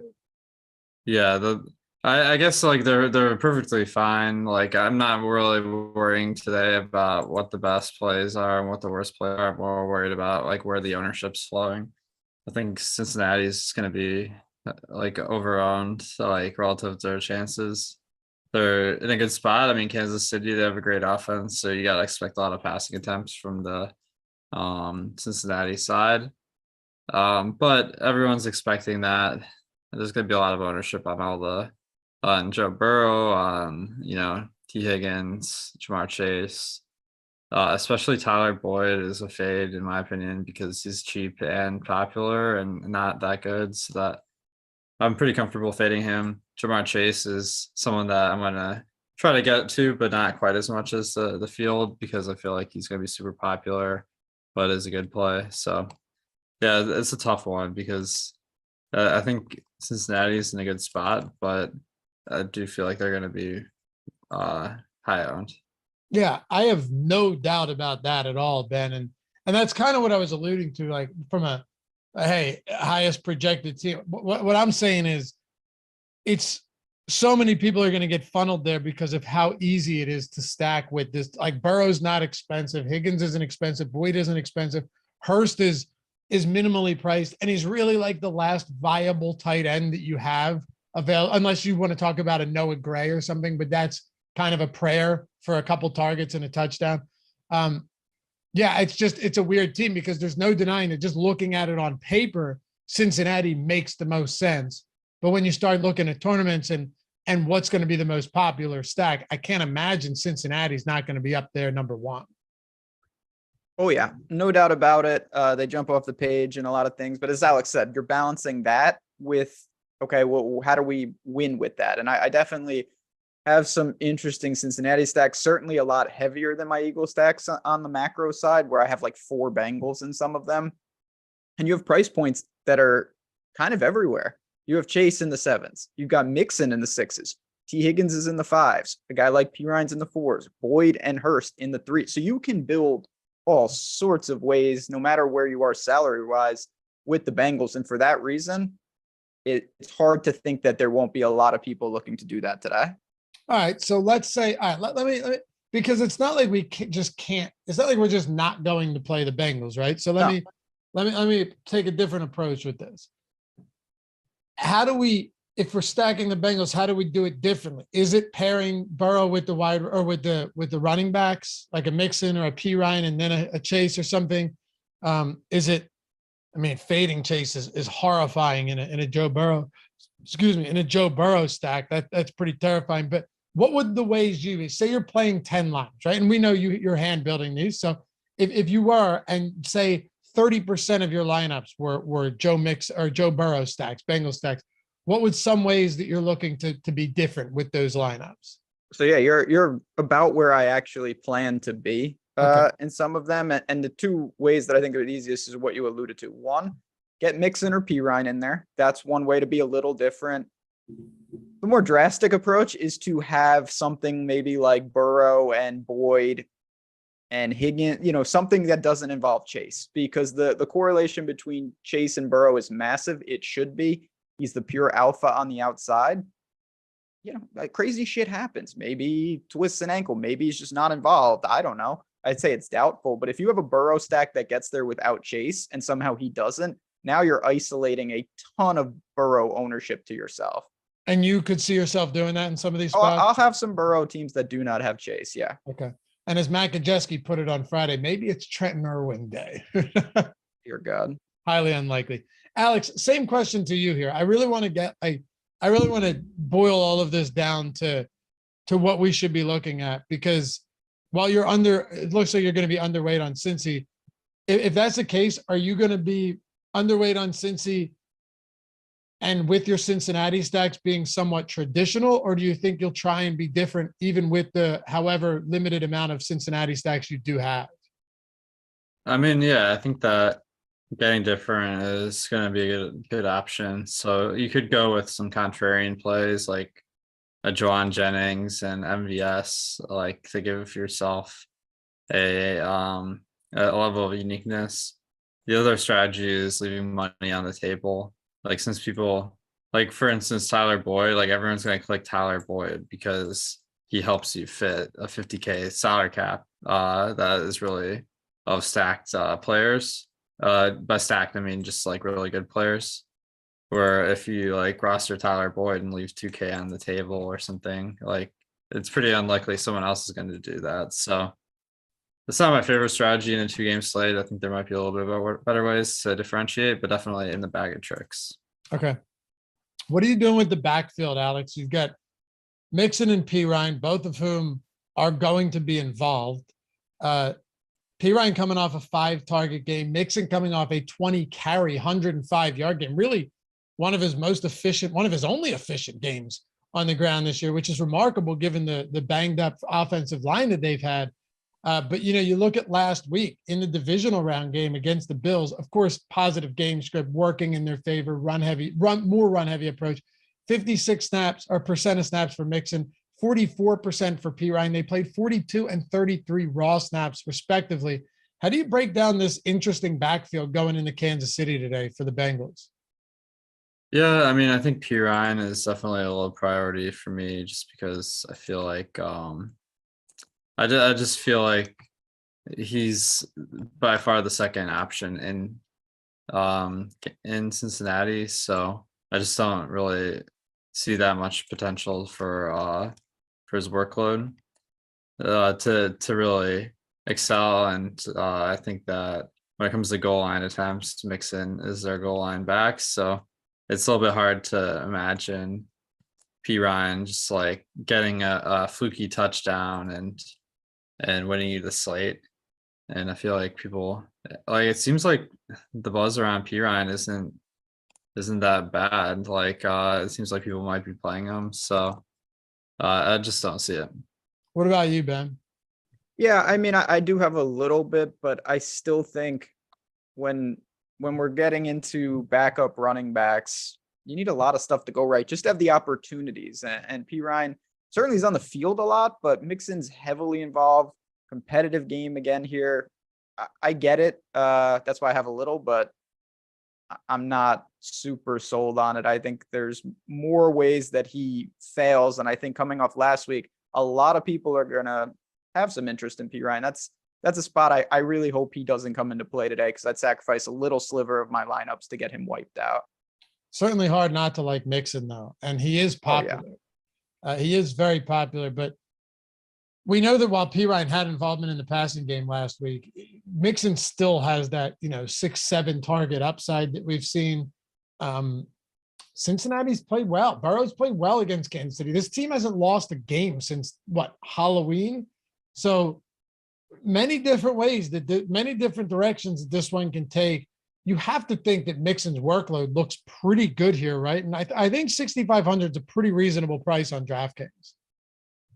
It's definitely reasonable. He's not the most efficient player out there, but he gets a ton of work. He can catch the ball. Cincinnati, I mean, I've been wrong on them for a while now, even though they should have got knocked out by Baltimore. I'll take that to my grave. Other than that, they're a confident bunch. They've been there and done that. I'm not saying they win today, but they certainly are going to have opportunities. And it seems like no matter what happens, Mixon will not be phased out. Even if Kansas City plays from ahead, I don't think Mixon doesn't have ample opportunities to get there.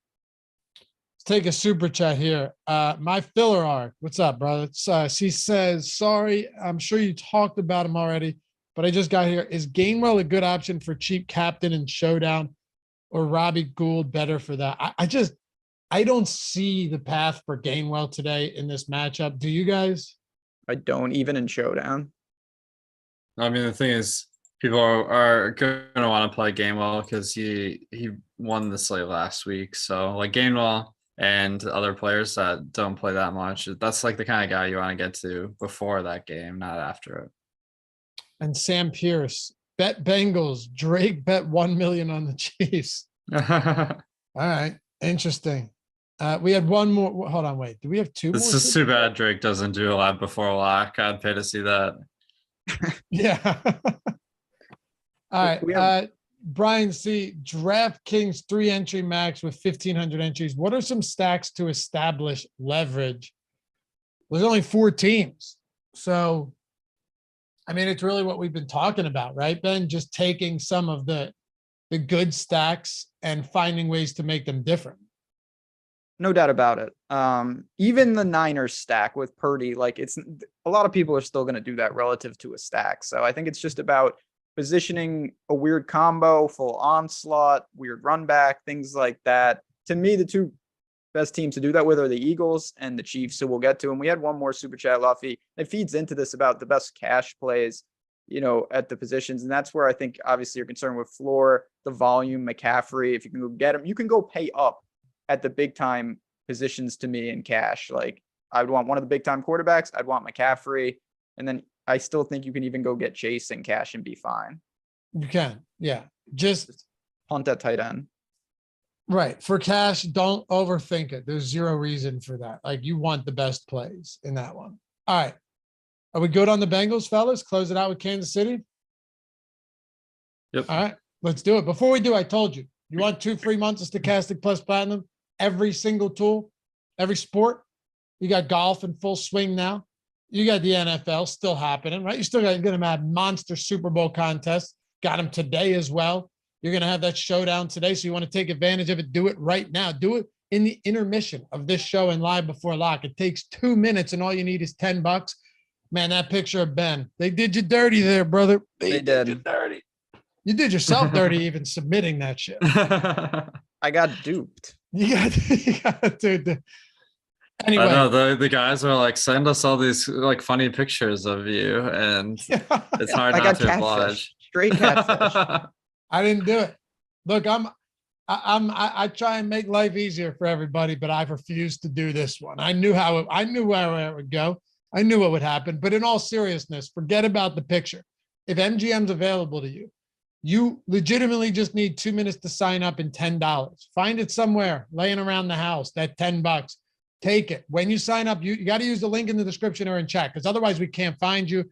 And, you know, much to your potential disbelief, not everyone's honest about things when they're like, hey, I swear I used the link. You're a first-time user. Use the link, sign up. You're getting 2 free months of every single sport that we have, every single tool on the site. And if you want to get the Fantasy Cruncher add-on, you can do that as well. Think about that. It's a $240 value. I'm sure so many of you have been like, man, I watched the Hall of Fame segment. I'm rocking the avatar. I haven't gotten there yet, but I'd love to. But I'm not playing the stakes high enough to justify paying a month or 2 months or whatever. You don't have to. $10. Use the link. Put it on any game, any prop you want. When that settles, you're getting 2 free months of Stokastic plus Platinum. And better, to ice the cake, even if you lose that bet, you get it all back in bonus bets on BetMGM. It's amazing. In all seriousness, it's like the most legit no-brainer you're ever going to come across. We got 2,800 people in here right now. I'm sure there's some people that have wanted to check the tools out. And, well, now you have an opportunity to do so for $10 if BetMGM's available to you. It's that simple. Put the bet down, $10 when you sign up using the link. Follow the directions. Takes a couple minutes. Put that bet down. When you lose, if you win, you get the money and you get the 2 free months. If you lose, you still get the 2 free months and everything back in bonus bets with first bet insurance over there at BetMGM, up to $1,000. Could be 10, 50, 100, whatever it is, however much your first bet is, you get it back. And of course, remember, must be 21 or older to gamble. If you or someone you know has a gambling problem, call 1-800-GAMBLER. Just go ahead and do it. Or don't, but do it. All right, let's talk about the Kansas City Chiefs here. Ben, what are we doing with the Kansas City Chiefs passing game, which has just a litany of options out there? Yeah, it's the blessing and a curse, because if you get it right, not even the people who stack Kansas City probably didn't get it right, because there's so many different ways to go. But on the flip side of that, the obvious thing is so difficult to know. And now we add in, I haven't seen the news yet. This is the late game, but Hardman, if he comes back, is just another guy that we might have to potentially deal with. And that, I think, directly could impact the MVSs, maybe the Tonys of the world. So you have a lot of options. Kelsey tweaked his back. I don't know what to make of that. I assume it's going to be all systems go. Then you've got 2 running backs. Well, if you mentioned to me on the First Look show, maybe you even pair them up. I started to explore that more and more as I built today. Yeah, I mean, it's not the craziest idea given that, like, if they get back to the McKinnon role of, the 8-9 targets he's seen in some games, but then Pacheco also finds the end zone and has 13, 14 carries himself. Not the craziest idea. I don't think it's the most likely outcome that it works, but it's a 2-game slate. People are asking questions about how we get different. Alex, what do you make of the passing game? You've got Mahomes with the high ankle. Looks like he's going to be good enough to play, and that swung back as Kansas City being 2-point favorites now. Ben mentioned it. Kelsey's dealing with that tweaked back, but he's expected to play. And then you have Tony, maybe Hardman, Juju, MVS, and then you're like Sky Moores and Watson, and also Jerick McKinnon out of the backfield, who you mentioned you were underweight on last week. Yeah, so I think the main question is Mahomes' health. Like, it seems like it isn't as concerning as we might have feared when he first, got that injury, and he played a little limpy throughout the rest of the game. I am expecting him to run a little bit less today because of that ankle, so I bumped down his projection just a tiny bit. But if anything, that could bolster the passing a little bit, but he might be less effective. So I think Kansas City is a pretty good stack because people are going to be a little bit worried about the injury, but it seems like maybe it's a little bit overblown. It's more like between the quarterbacks, it's hard to pick, and there's like one negative mark against Mahomes, so maybe less people are going to click him. But it's hard to bet against the Chiefs. It does get a little hard to stack because with Hardman potentially coming back, you really have Juju, Kelsey, and MVS, and possibly Tony. I don't know if I feel confident enough to play Hardman like after this multi-week absence, or Justin Watson. But and then as far as the running backs, I feel like McKinnon's still going to get a lot more ownership than Pacheco, but last week the Kansas City Chiefs showed they really prefer McKinnon, in my opinion, because they're up big, or they're having McKinnon run the ball, not Pacheco. That kind of said a lot to me, where they do prefer McKinnon in the high leverage spots. And as the games get more and more meaningful, we might see less Pacheco. We've seen them use McKinnon in high leverage spots in previous postseasons as well. Yeah, definitely. Yeah, he's a good player, and they really like his pass blocking. So surprised. I was just surprised in like the power running situations as McKinnon out there and not Pacheco. That to me was meaningful. So Alex, just to follow up here, because this Kansas City team, I think, will make even the most seasoned DFS players head spin sometimes, especially with the uncertainty surrounding McCall Hardman. Are there any preferred ways that you want to attack this? Like, is there any way you look at this and go, you know what, maybe I will just be underweight on this, and this player and take my chances on the Kelseys and the Jujus or on the backfield? Is there any specific way that makes this easier to clear up when we're looking at a team that can target 10 different players in a single game? I wish I had the answer there, but it's just hard. I mean, Juju, I think, is a very solid play. I don't feel like he's really had a boom game recently, so I don't expect his ownership to be high. In fact, he's been on a huge slump recently. So if anything, Juju Smith-Schuster, like, that'd be the buy low candidate here for me. I agree.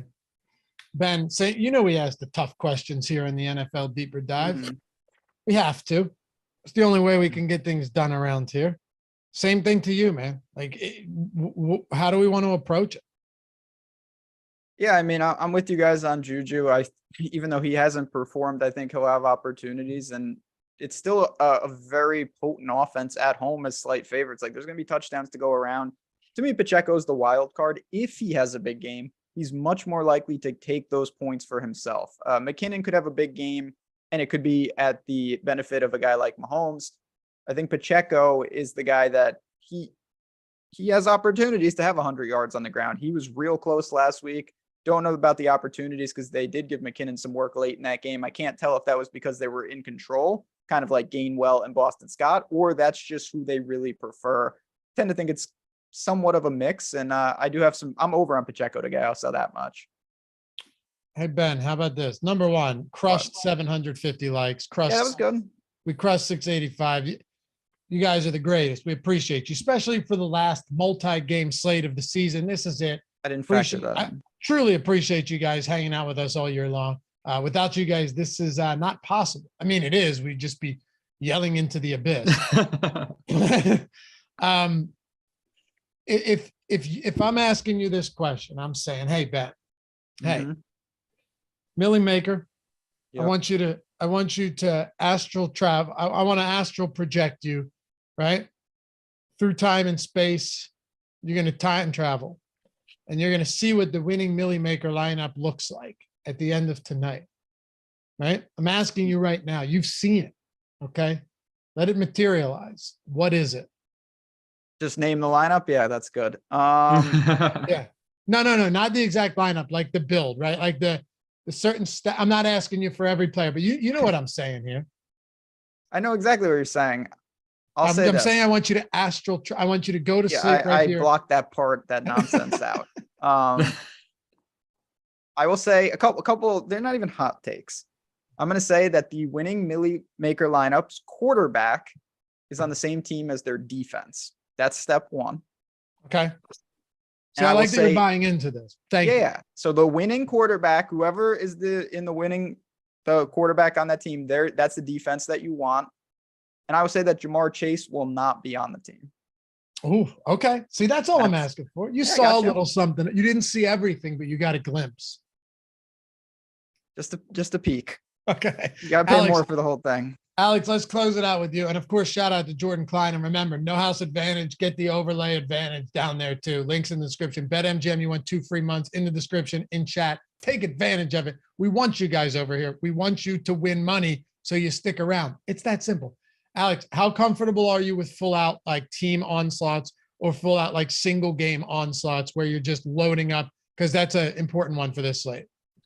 Yeah, I mean, onslaught, that's always a good strategy in 2-game because most people aren't accustomed to building that way, and they're just going to keep doing the same stuff they did during the regular season. But there's a decent possibility that one team has a good day, and that's it. So you got to have them. So that's a good option. The other thing is sacking the quarterback and defense, like Ben said, is underutilized. And also playing offensive players versus the defense. I feel like people tend to not like to do that. But if you exclude lineups where you don't have an offensive player versus defense, you're just getting into dupe city. So the main thing is you just want to have like a higher projected lineup and also not dupe. Appreciate you guys. You're the greatest. Follow Ben at Jazzraz DFS, Alex at Awesemo DFS, me at Lofty_D. Shout out to Jordan Klein. Jordan, Hall of Fame coming up next. We make, yep. All right, Hall of Fame coming up. We're gonna induct some people. We're gonna show some big wins throughout the week. Do the bragging for them. Give out some free months of Stokastic, and after that, you've got Live Before Lock taking you up till 3 p.m. Eastern time. Good luck, guys. Peace.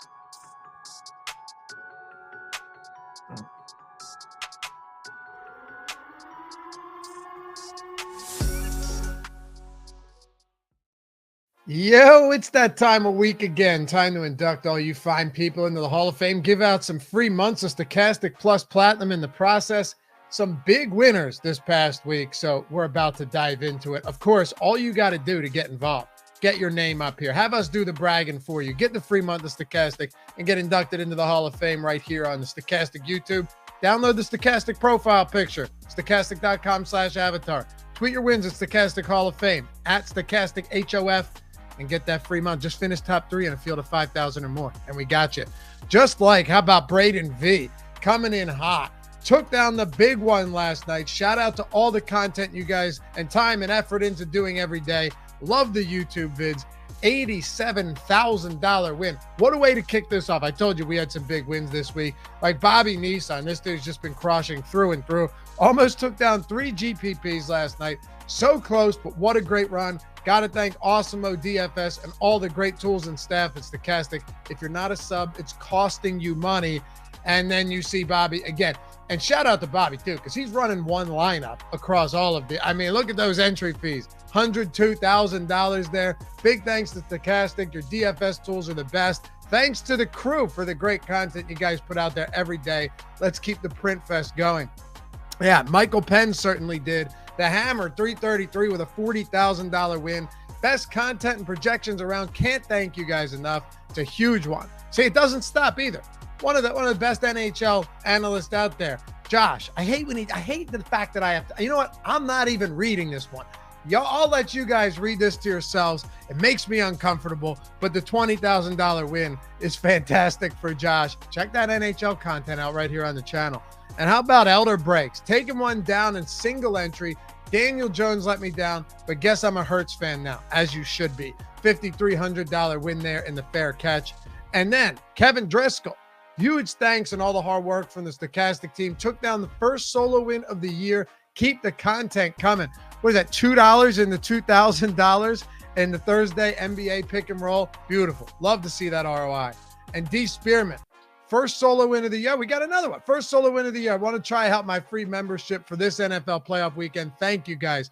Congrats, man. Yeah, quarter jukebox into the $100. Again, massive ROI. And it doesn't matter if you guys are in a nickel or quarter arcade, as long as you finish top 3 in a field of 5,000 or more, you're getting up here and you're still getting the free month of Stokastic Plus Platinum. Michael Cooney, shout out to the Stokastic crew. Last month, I purchased U-Alls and another, that's a tough one, and another premium sub. Not going to throw shade. Used theirs for 3 weeks. Realized I had Stokastic. Use single game showdown tool. Bam, $834 on the play action. Congrats, man. Glad to have you here. And Scoot, how about Scoot? First time using you guys last night, and just wow, keep it up. Loving it so far. $320 on $11 in entries.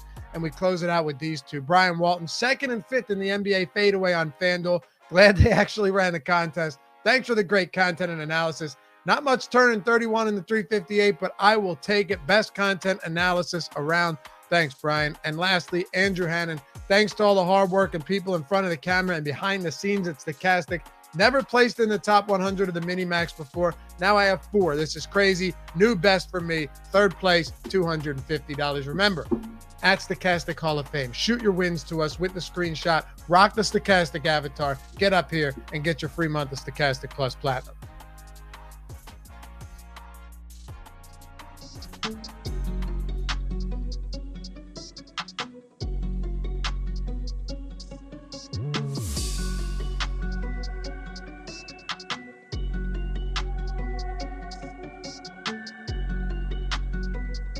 This is really good motivation.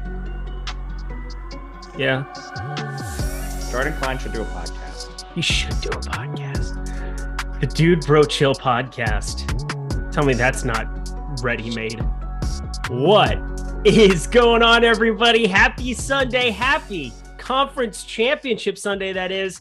NFL Live Before Lock is inactive. Well, it's active. It's not inactive. No House Advantage. That is where you want to be signing up. They're the sponsor of our lovely program. Hit that like button. You guys did a great job beforehand for sure. But hit that like button for myself and for my pal, the man in the woods, the knock on the cabin. I believe that movie is about his real life. Whenever his mom comes to drop off food in the wilderness, it's my guy, Matt Gajewski. How you doing, my dude? I'm doing good. I have no idea what movie you're talking about. It's a new movie. It's called Knock on the Cabin. Oh, that's the name of it now. Yeah, because knock on the cabin. I live in a very Ma Meatloaf.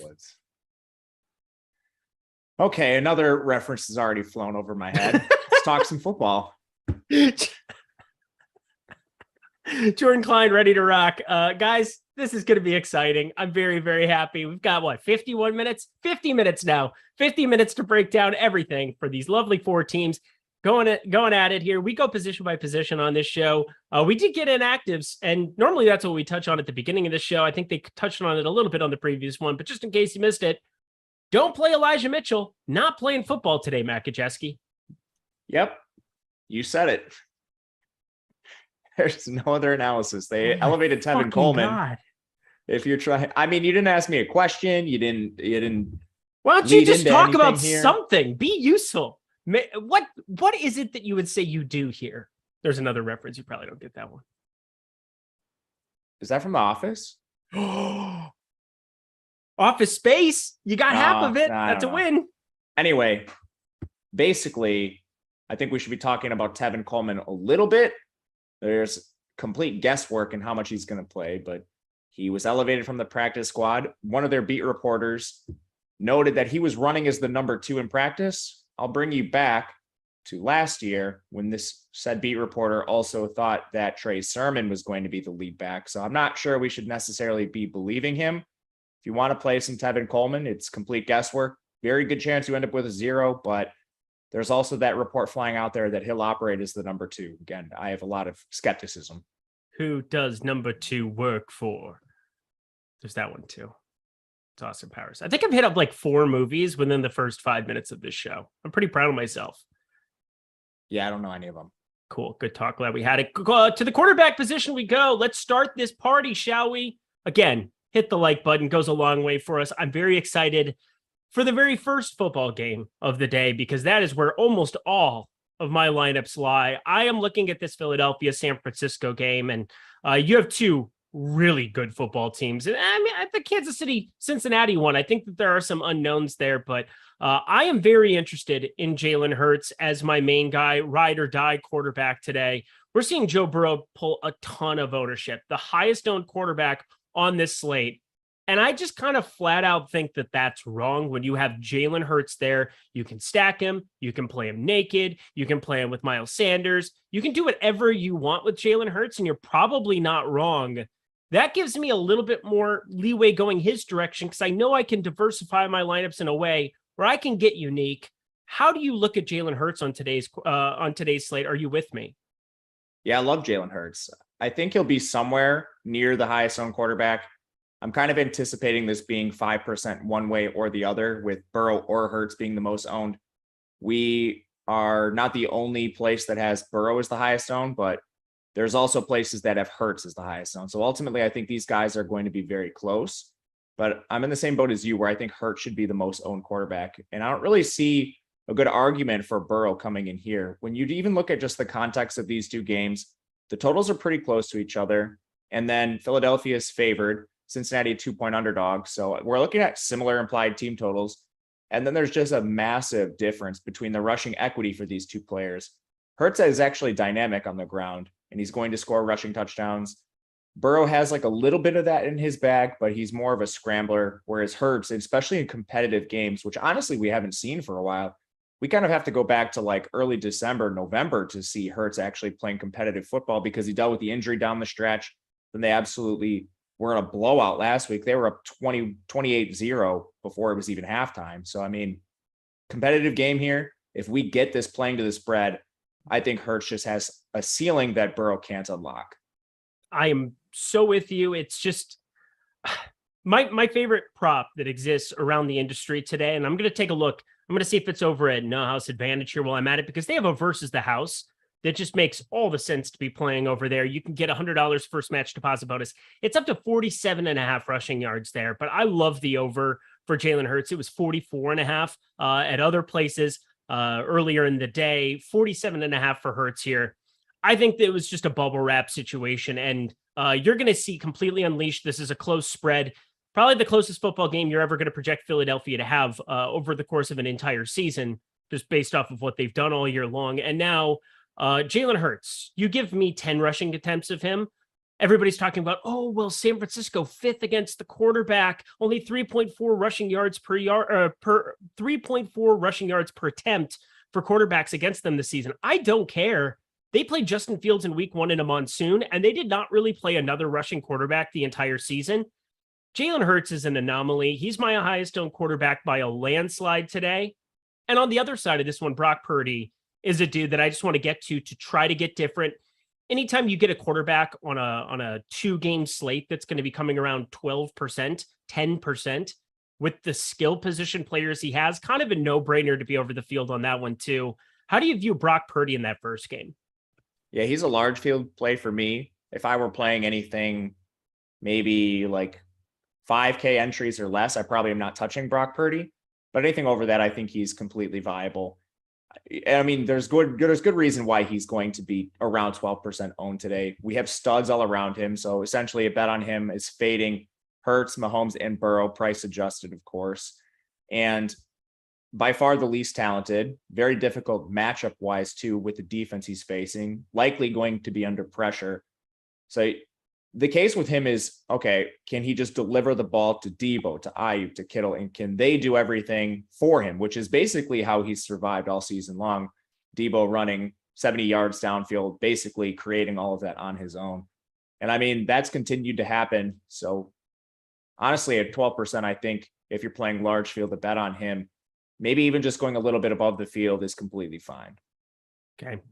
It's just a large field play. I'm playing primarily large field tournaments today.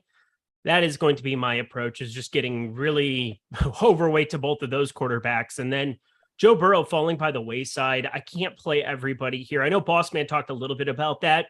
Glad to see he was on the same page there. Joe Burrow, you've seen him have some goal line rush equity. I mean, he had just some goal line sneak. The Baltimore game got in from the one. I don't feel like that's going to be something to consistently look at. I'm way underneath on Joe Burrow. Patrick Mahomes, kind of a casualty of me loving Jalen Hurts as much as I do, making a pretty strong stand there. But do you have any question mark? I mean, I guess we all have question marks about Patrick Mahomes, but did you do anything in terms of his projection to account for this ankle? No, I didn't, because it's all in Vegas totals. So there's nothing really you can do. We're not there. Everything you're doing is a guess.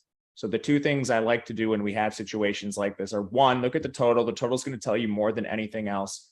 And Kansas City actually took money throughout the week, which moved the total towards the Kansas City side, indicating he's healthier than we expected. The second thing is, okay, what is the field doing? Because you have to go into this knowing that you don't have an edge. You don't know. None of us do, unless you can talk to Patrick Mahomes. So the field can get overconfident in spots. When they do, I just generally like to go the other direction. And I think this is a spot where a couple of these Kansas City skill position players, Mahomes included, may have gone a little too far in terms of being under-owned here. If you had a fully healthy Mahomes, I think he would be up there with Joe Burrow and Jalen Hurts in terms of ownership. And he's coming in a little below that. So I still want to get to him. But with that said, he's not a player I want my whole day to ride on. So I'm going to try to come in around the field. That's where I am right now. Still building a few lineups here to finish out my set, but I'm going to be playing Mahomes with the field. Definitely not full fading. We'll talk specifically about how we're building out those stacks at the wide receiver, tight end position, I think. But favorite quarterback today for large field tournaments? Oh, just to dive into my portfolio, way over on Hurts, about with the field on Mahomes and Purdy, and under on Burrow is where I'm at. We're on the same page. 58% Jalen Hurts for me, sitting around 25% Brock Purdy. And then that last game, just getting almost nothing from me. A little bit of Patrick Mahomes, but we'll see. It's so hard to figure out who to stack with Patrick Mahomes. I feel like we're going to have to just take some guess, just some flyers on some of these cheap Kansas City guys and hope we're right. Please be Kadarius Toney. Please be Kadarius Toney. But we'll jump over to the running back position in 2.2 seconds. But first, BetMGM. Guys, I know Laffy talked about it on the last show, but it is so true. BetMGM, first bet insurance up to $1,000 plus. When you do that and take advantage of it in the description box below, you're going to get 2 months of Stokastic Platinum. 2 months. We're talking not just Super Bowl stuff coming up, not just all the great stuff that we have going for that 2 weeks from now, but looking at NBA, NHL, tennis is in full swing. I know that a lot of people who were playing the Australian Open for that. We've got PGA. Those are my streets. Check out the VOD I do for the first look every single week for the PGA streets. But you want to be taking advantage of this because 2 free months of Stokastic Platinum, that is tough to come by. It is a phenomenal value to you. Plus, BetMGM, you get that first bet insurance up to $1,000. If you want to put $100 on, San Francisco or Philadelphia today, it doesn't matter. If it loses, you're going to get $100 back. So there you go. That's as easy as it can really get for you. And don't forget, if you have a gambling problem, call 1-800-GAMBLER. This is for 21 and over. So check it out. BetMGM first bet insurance. Take advantage of that in the description box below. God, that Ben Rasa. I didn't think anything could be as bad as my first picture, but I will say he looks like a little bit like Magruder. A little bit of that. Is there a little bit of that? Yeah, No? you guys all taken multiple pictures. I just took one, and I refuse to do any others. Hang on, can you give me your smile from elementary school portraits? It's lovely. You know those kids, you tell them to smile, and then they don't Yep. actually know how. They're just like, yeah, that was me. To Good the one, running Ryan. back position we go. Is Christian McCaffrey in 90% of your lineups like he's in mine? Let me look. He's in a lot for sure. Yep, he's in actually 100. Oh, that's more than 90%. Talk to me about why he's so good. And I mean, it's Christian McCaffrey, right? Yeah, that's the main reason he's Christian McCaffrey. Yeah. And I'm not going to talk about the individual backs, but if you just look at all of them on the slate, you don't have a lot of access points to that ceiling. You know, there's no other running backs like Saquon or Derrick Henry from general main slates we have in the regular season. So immediately, Christian McCaffrey, if he hits, you're going to need him. And what's the likelihood he doesn't hit? We saw him in and out of the game a little bit last week with the calf, but when he came in, he was still in for the important touches, the red zone work. They were lining him up out at wide receiver. All that lends itself to 1 touchdown scored and 2 receptions in the pass game. If he's healthy, which I think he is, he practiced on Friday. He straight up said he's going to play in this game and be full go. The chances of him busting are so few and far between, especially at a price point on a slate where there's really no restriction salary wise. I think he's a player you want to get in your lineup and then just sort of win the position and get different elsewhere. And plus, he's not that owned. Our ownership really surprised me today when I came in and looked at this. I could not believe there wasn't a bigger gap between him and some of these cheaper backs. And it's changed a little bit as we've gotten more information, but he's still just north of 50%. And again, it's a 2-game slate. If this was a main slate, that would be a staggering number, but it's honestly not that high on a 2-game slate. Yeah, I just reran my lineups. He's in 92%. I don't think I'm going to change it. I'm going to be rolling with this. I'm going to upload those and good to go. It's an 8K Christian McCaffrey. He's by far the most expensive at the position, but this is a guy that I would pay 10K for today and jam because of how bad the running back position is. I think it's just lineup security too. I think there's a lot of ways that I want to get different on this slate, but running back with McCaffrey is not one of them. We have to roster 2 of these idiots though, and then it becomes just, oh my God. I mean, I am just in an eternal amount of pain trying to figure out what's next. Jerick McKinnon season, Joe Mixon season, Miles Sanders season, 3 guys from the other 3 teams that are all pulling ownership, assumed lead backs and definitely lead backs in Mixon Sanders standpoint. McKinnon, it would seem as though that is the case as well. Minnesota Vikings, great, Jerick McKinnon, but who's the next running back that's pulling the next amount of ownership in your lineups? Yeah, last thing I'll say on Christian McCaffrey, without Eli Mitchell too, I think this only secures him a little more. Second running back in my lineups, you mentioned there's a lot of idiots. Sorry, I said Miles, that in a mean way. It's Miles Sanders for me. Okay. You're basically looking at timeshares across the board now, across every other backfield on this slate. Miles Sanders, it's largely going to be him and Kenny Gainwell. Perhaps you see a bit of Boston Scott. We know Kansas City, it's McKinnon and Pacheco, and Cincinnati is actually more of a timeshare than I think people realize with Samaje Perine involved next to Joe Mixon. You couldn't have had a worse run out for Miles Sanders. Again, it's going to be a timeshare regardless, but they absolutely beat the hell out of New York, 28-0 in the first half. They end up winning 38-7. And the snap split for these guys was still Sanders 28, Kenneth Gainwell 26. It is, in my opinion, that you would have seen this gap be larger had this game been even remotely competitive. I also think he has a strong pass catching profile. Again, so does Gainwell, so it's not going to be just 1-for-1. Miles Sanders is out there on third downs. It's still going to be a split. But if you're talking about like running backs that might have something left on the bone and a ceiling that's not there in projections, I do believe it's Sanders, whereas essentially every other running back on this slate has been in competitive games recently. And I think we can project pretty confidently what their split is going to be. With Sanders, I think there's a little bit of unknown. Yeah, it's for me, I think the entire football game, this entire San Francisco-Philadelphia game goes down to how insane Mailata, Kelsey, and Johnson can be, because left tackle, right tackle, and center, I mean, they have just been so absurdly good for pretty much the entire season. They've also avoided a lot of injuries here of late on that line. They've been so good going up against Armstead, but specifically like Greenlaw, Warner, Bosa. I mean, they have so many great players on the other side for San Francisco. If they can stop the run, sweet. I don't think they're going to be able to. I think Mailata, Kelsey, and Johnson can really get things done. I think it's going to be a competitive game. I think that there's value on the first half, like plus 125 I saw for San Francisco there. I think there's some value there, but I'm very much looking forward to that battle, looking forward to getting to some Miles Sanders as well. He is tied with Joe Mixon as my second highest owned running back here. Now, the question I have for you is, what is your profile here for Samaje Perine? Because I feel like I'm hedging some of my DFS lineups just by playing some props and some over on like 2.5 receptions. But we did see him be pretty active against Buffalo, 5 catches in that regard. That's the kind of stuff on DraftKings when you start getting to 4,500 that I think has pulled his ownership up to around 17.6%. But is he somebody that you're confident sees the field a lot in a game that wouldn't be as competitive? Because they were pretty much in control from the jump against Buffalo. Yeah, but they were, but we got to see like some 2-minute work for them, especially at the end of the first half. True. They got the ball back late and they were trying to score to extend their lead. So that was nice. There were little pockets of that game that we got to see certain player personnel packages. And in that sort of hurry up 2-minute drill, it was entirely Perine. And he had a couple plays. I believe he had back-to-back catches as they were trying to drive down the field and score at the end of half.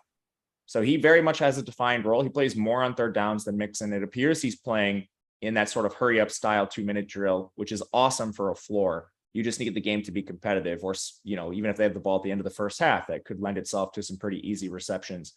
For Perine, his role is kind of, I don't know how to put this, like a little more hollow than Joe Mixon's. They're pretty close to even in snaps at this point. It's a slight edge Mixon.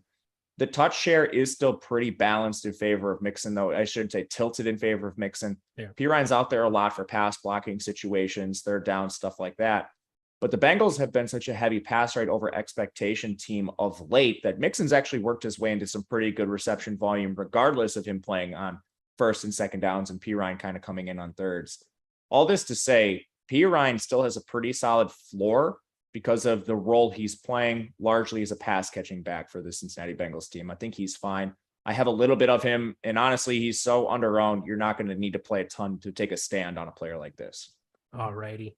Guys, hit that like button, subscribe button, notification bell. Rounding out the running back position, I saw a super chat, so I guess this is the right time to bring it up. Well, Ryan Nelson, first of all, had the Iowa State to the Final Four sneaky. I would have said that maybe before we got blitzkrieg popped by Missouri yesterday. I don't really know what happened. I did not enjoy that basketball game. I will say that, Matt Gajewski. Yeah, your team plays extremely slow, so you're volatile as hell.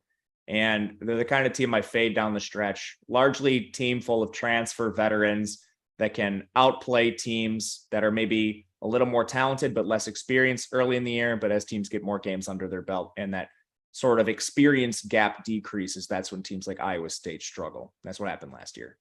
Pain. All I feel is pain. Hippopotamus, got a great $4. coach, though. Yeah, $4.99. Yeah, wagon. Maybe we'll see. I don't know. Every time I watch Creighton, I want to cry too because I wish we had McDermott still. I love you. Got a great. Why do you like Creighton? Well, I liked McDermott. Oh, okay. That was my dude. He was the coach when I was there, and he was a really nice guy to me. So that's all. Creighton rules. Okay. Hippopotamus, $4.99. If you're going for a dart and showdown, who would you go with, Mason or Coleman? So these are the largest of large field GPP questions. Is there anybody like a Kenneth Gainwell? I guess we got to answer that question specifically between those two. Coleman, Mason, with the absence of Elijah on the cheap end of running back you want to get to. I don't want to get to either, but you said large field, so I think that is mainly the purpose here, getting leverage, not being comfortable with our lineups. I would take a flyer on Coleman. I am playing a couple lineups with him on main even, just because of price and his familiarity with Kyle Shanahan. This is one of the original coaches he had in the NFL, so there is familiarity with scheme and system. He's played with this team before, so if he could come in there and handle a couple carries in the showdown format, I don't think that's crazy. All right. And also, like, McCaffrey's hurt. If he gets banged up in this game, I personally would expect them to use more Debo, but they're also not going to use Debo 100% in the backfield. So there's paths to Tevin. They're thin, but there's paths at least. I think Tevin Coleman, just because of the history and the rapport he has with Shanahan, I would think he's the de facto guy that I would want to get more of. I agree. I don't feel good about it, but I agree. Yeah, I think it's just like a trust factor where he's been there for so long and done it for Shanahan for so long that I'm more inclined to go that way. Kyle Juszczyk, he's going to have the same role, I think, no matter what. You might get a goal line carry from him unexpectedly out of nowhere. But for the most part, I think Tevin Coleman is the guy I would be preferring between the two, unless you had perhaps San Francisco defense in that lineup, maybe give a bump that direction. But I'm playing more showdown for the 3:30 lock time, my time, 6:30 p.m. Eastern time for the next game. Even though, I mean, that's part of it too. I'm so front loading my lineups for the 2-gamer. I don't really need more exposure by playing more showdown here. I'll play that for the later slate. But anything else at running back whatsoever? I don't think so. We didn't really touch on McKinnon or Pacheco too much. I like those players a lot. And I told you guys I have a preference to Sanders. It's just an ownership leverage play. And it's honestly pretty close in my personal exposure. It's not like I have some grand stand towards Miles Sanders over McKinnon. It's pretty split, just a slight edge towards Miles Sanders for leverage purposes. But honestly, McKinnon ran pretty bad last week to get no catches. Honestly, didn't even see a target. And it was a Pacheco game. But I'm old enough to remember McKinnon's run in the fantasy playoffs this year and the immense amount of touchdowns he had, as well as pass catching ability. So I think he's completely fine with, I would just prefer 1-for-1 Miles Sanders for the leverage play there. Pacheco also fine at his price, I think, too. I'm old enough to remember Jerick McKinnon, dynamic Minnesota Viking, spark score master. We're talking the guy. I miss him. Yeah, and Kyle Shanahan signed him to an enormous contract. Yeah, as he should have. He knew what he had. Jerick McKinnon's a freak. And he's just a really good pass catcher. It just is what it is. Yeah. Sad he never got to play in Shanahan's system because of injury. But I'm glad he got the bag. Good for him. Yeah, as he should.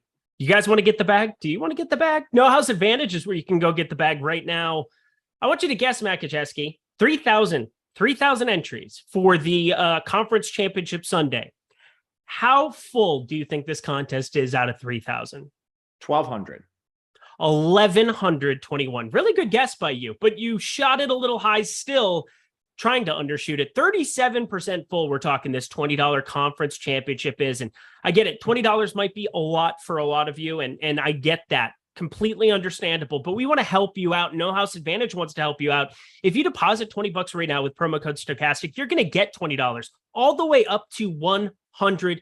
So if you want to get 2 entries in the best ROI contest that exists in the NFL space today, No House Advantage is where you do that. Plus, we have free projections to help you guys out right now over at the NFL tab. Go to the free NFL DFS data tab. We have optimal lineup, and we have the projections listed directly there for you. The under on Kadarius Toney, 3.5 being the line. That seems to be it everywhere. Kadarius Toney just played 30% of the snaps here the last couple of weeks. Has not played over 30%. When he's on the field, he's been active, but 3.5, a pretty large reception line.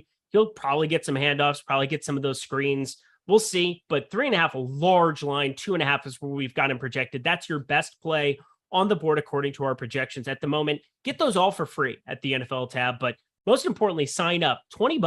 $20 gets you in to that conference championship, $20K to first. That is a massive contest that No House Advantage is running, and they're running it knowing that it was going to overlay. They ran it knowing that it was going to be possible for you as the player to win money, realistic money right now, this second, rather than try to win a 200,000 person tournament in like the $3 on DK. So if you want to sign up, the best spot, the best bang for your buck is at No House Advantage this second. Check it out. Thank you so much to them for their sponsorship, not just of this show, but all season long. They have helped make it possible for us to be able to do these shows. Give them a thank you. Just sign up over at No House Advantage right now. Deposit that $20, get another 20, get 2 entries into that conference championship Sunday. All right, to the wide receiver position we go. What do we have? 26 minutes. This is going to be where we spend, I think, the most amount of time. Your highest owned wide receiver today in tournaments is Deebo Samuel. I love you so much. Mine too. To talk about that, honestly, this is kind of a new thing for me. I was running some crunches this morning and he was not my highest owned receiver, but then the Elijah Mitchell news combined with McCaffrey being on the injury report all week. I mean, Deebo was on it himself too, but I largely think that's maintenance from the ankle injury he suffered late in the year. He hasn't been, exempt from the injury report since then, but I don't think it's anything he re-aggravated or anything. But anyway, back to the running back position. We know that they're going to use him at least for a few snaps back there. And you saw multi-week highs. You had to go back like multiple weeks, basically before they brought in Christian McCaffrey, to see Debo play as many snaps as he did at the running back position over the last 2 games. And I think that speaks to 2 things. 1, the running backs were a little banged up. And 2, these are the most important games of the year. We saw this down the stretch last year with San Francisco. They're more willing to use Debo in the backfield on games of extra importance, which makes sense. You just want your best playmakers with the ball in their hands. So now I think he has a better floor than he did earlier this morning with the Eli Mitchell news. And he already has a solid role in the pass game that we know and love. Plus pricing here, but just pricing. He's severely underpriced. And he was severely underpriced before we even got this news. With him in your lineup, still extremely easy to jam McCaffrey, Chase. Name your at least 2 studs of choice. You can probably play 3 with Debo too. Oh, Duke agreed with that.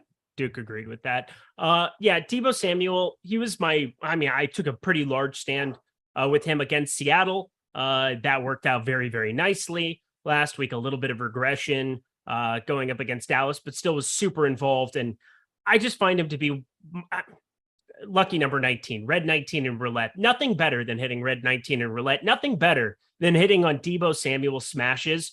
He is popular, second most popular wide receiver. But as you said, he's going to get involved in the rushing game here. I expect him to be utilized as a very, very heavy part of this script.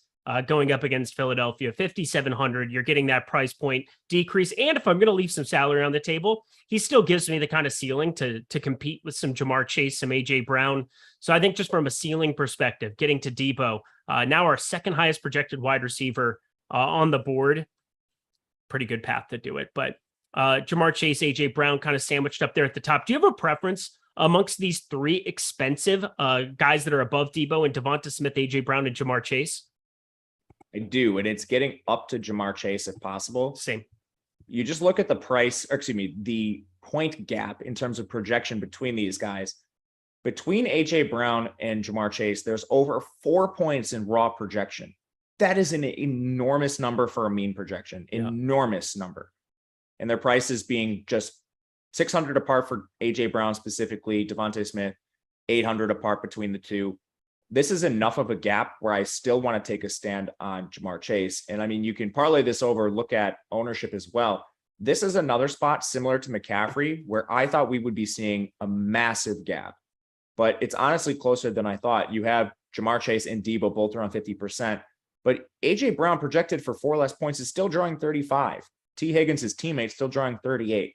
Those aren't negligible numbers. I think he should be more owned. All right. Well, as we move down the board, I'm going to just fast forward it because our guy Nick Lepre just jumped in the chat. He says, do y'all like McCole Hardman? How could you like McCole Hardman today? Like it's such an unknown. If he's activated here, he's questionable. I think he ends up playing some snaps. I don't know how many. Justin Watson, questionable, played 50% of snaps last week. That would be some guys that need to be replacing some snaps. Sky Moore, been a little bit more phased out, still your special teamer. You can correlate him with the Kansas City defense. Maybe he runs one back, but like, I have no idea what to do with Kansas City wide receivers. You have Juju, 4,700. I'm making a stand with Kadarius Toney simply because it seems like some of his touches have been pretty valuable of late. He's an explosive playmaker who just needs to take one to the house to really pay off 3,700, and he is more than capable of it. MVS, I can't even say his name. How are we feeling about Kansas City wide receivers today? Because I hate how much of them I have on the cheap end. Yeah, I think they're a spot you want to throw darts on, especially with Mahomes coming in under-owned. There's a couple things here. If I were to disagree with ownership projections for one player, it would be Kadarius Toney. Interesting. I think he comes in vastly more owned than, maybe not vastly. We have him around 16, 17%. I think that's going to push 25, 30 at the end of the day. And there's a couple of reasons why. One, listening to a lot of shows, he's been touted by a lot of really premier places that have a lot of viewership as kind of this preferred play. And to dive into the nuts and bolts of why, essentially all of the other Kansas City receivers suck. Juju Smith-Schuster's out there running the most routes. He literally does nothing with them except catch the ball and fall down immediately. MVS does the exact opposite. He runs really fast downfield and drops the ball every time it goes to him. Then you have Justin Watson kind of doing the same thing. And Sky Moore and Mecole Hardman kind of play the same gadget role as Kadarius Toney, and none of them actually have a full complement of snaps. With that said, the one player they've shown a preference to getting the ball to on the limited snaps is Kadarius Toney. Last week, 7 targets and a carry. That's immense opportunity for a guy who played 20 snaps. And everybody knows this. It's kind of a roster construction battle as well. If you're playing Juju in your lineup, you're probably not playing one of the other studs up there. Like, you're looking at roster constructions where you can go down and play Kadarius Toney and then get up to a T. Higgins and a Deebo Samuel. Or you could play like 2 of these guys like Brandon Ayuk and Juju. And I think people are much, much more likely to play like the Toney and the Deebo versus like the Juju and the Ayuk build. So I think Toney's going to be more owned. With that, he's my most owned Kansas City receiver. I'm with you, Eric. I've just have been kind of debating this internally all day, what to do with him. Because it's already volatile. It's volatile in snaps. It's volatile with Mahomes being hurt. It's volatile with, sometimes he's on the field and he doesn't produce in his snaps. Sometimes he just doesn't get on the field at all. Yeah. There's so many things that could go wrong for Kadarius Toney today, and he could be more owned than we think. So I don't know. I'm nervous, but he's still my most owned Kansas City receiver. Not by much. I have him at 23% of my lineups. Toney played 30% of the snaps last week, and he still saw 7 targets, 5 catches. We're talking about a guy who, when he's on the field, is going to be a difference maker. He was in New York. Obviously didn't play there this year outside of the first game, but he is such a special football player that I'm pretty much willing to overlook what the ownership's going to be on him. We've got 18.2%. Also, we could have this conversation now, because I think wide receiver is the most volatile position where you can take some shots on other guys, whether it's Tyler Boyd, who I definitely think is going to be pulling some of that ownership away from Kadarius Toney for just $100 more. You've got Marquez Valdes-Scantling in the same game there, a little bit cheaper. I do think he'll go the lowest owned of those trio. Late swap. We're going to get so much exposure to Jalen Hurts, you and I are specifically in our lineups, that we'll be able to just play Kadarius Toney without thinking about it if we have the nuts, if we're sitting with something really, really good after the first wave of games. And if we don't, I think it's going to be pretty easy to click on anything else, because the uncertainty is there. Everything you just said is probably something that it can be a little bit of a fragile projection sitting there for Kadarius Toney, because you just don't know what those snaps could look like. It's very unlikely to me that he would get ramped up to 50% of snaps here out of the middle of nowhere with this hamstring, keeping him pretty limited. But when he is on the field, he's going to make a difference. So yeah, maybe more of a late swap kind of a decision coming up for later. Yeah, absolutely. There's one like little tidbit I would watch here. And this is just a theory I have. I don't have anything to justify this. Watch Kansas City's inactives, because they have some interesting injuries. We haven't talked about Kelsey yet, but do they bring up, do they like have an extra tight end active? They usually have Michael Burton active, who's a fullback.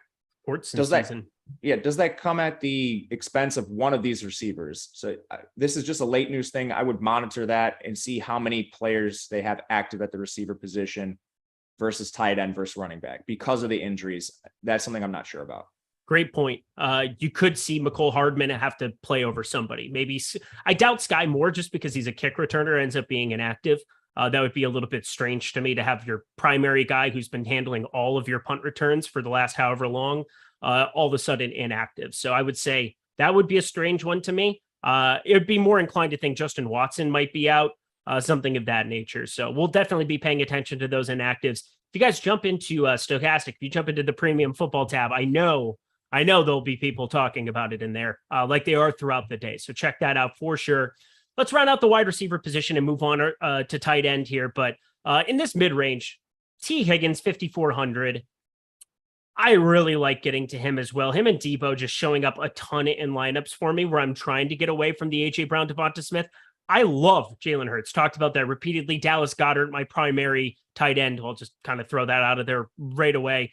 Do you think that I'm going to get some exposure to try to get to some Quez Watkins at the bottom end there too? But Jalen Hurts, I'm just kind of getting away from some of the primary guys, hoping that he gets it done with his legs a lot more. And then T. Higgins, 5,400, just a target where I can get a little bit different. I'm playing all the McCaffrey running back. Need to find a little bit of savings. Are you landing on him as much as I am? And then anything else at wide receiver you want to cover?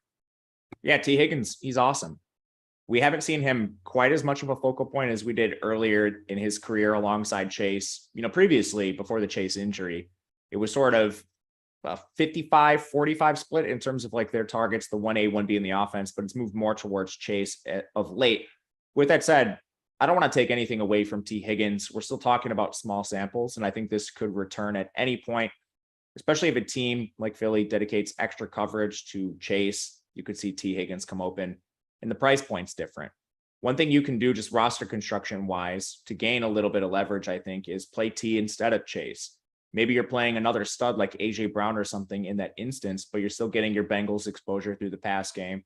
And then it just comes at the expense of Chase. You mentioned it. You have to take a stand somewhere. You can't just lock McCaffrey, Chase, Debo, AJ Brown, Hurts. You can play most of them, but you can't quite play them all. So I think leaving Chase out is interesting for leverage in favor of Higgins, but wouldn't be my preferred strategy. That's just something for the larger field tournaments. I like Tyler Boyd a ton as a cheaper option. Again, I think a lot of people are going to be playing the Kadarius Tonys of the world, and Tyler Boyd being 100 more, I think, is far safer. The ceiling is questionable for sure in this offense. He hasn't eclipsed 60 yards receiving since week 7, I believe it is. So definitely more of your like steady Eddie kind of player. Hasn't shown much of a ceiling, but just an extremely cheap price point. And then you can go all the way down for your pure dart throws. I don't hate using a complete flyer on a Quez Watkins or a Jennings, something like that, but that's purely large field. Trenton Irwin. I'm not playing Trenton Irwin. Crikey. Never mind. Crocodile Bad Hunter. bit. It's a bad bit. Chad Freeland, member for 16 months. Is Coleman worth a shot? We talked about Coleman a lot here. And then he added the addendum, DraftKings specifically. I would say he needs to be like a 50,000 person tournament or more to take that shot. I'm with you. It's like I'm playing primarily 20 max, playing some in the big tournament on DK, and then have like some. I'm pretty much all large field, and I still didn't get to Coleman. So I want to throw that out there. If I had to do something, like if I felt like I absolutely had to try to get lineup diversification, I would certainly go to Coleman over Mason. I'm still thinking that way, but I'm not going to be landing on it. Best of luck to you there. They activated Fortson. Yeah, I saw that yesterday, but it doesn't necessarily be inactive. He could still be inactive going into the game. It just means that, the potential is there for him.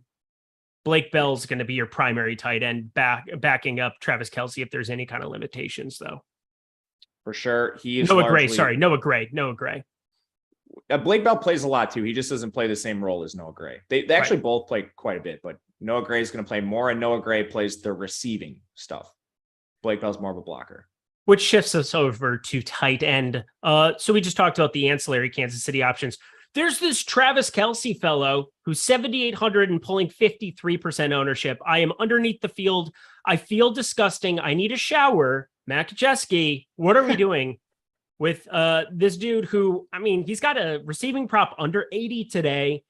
He isn't the complete smash. I prefer Jamar Chase if I'm getting to the expensive end. 7,600 for him as opposed to 7,800 for Kelce. I just don't know. What are we going to do with him?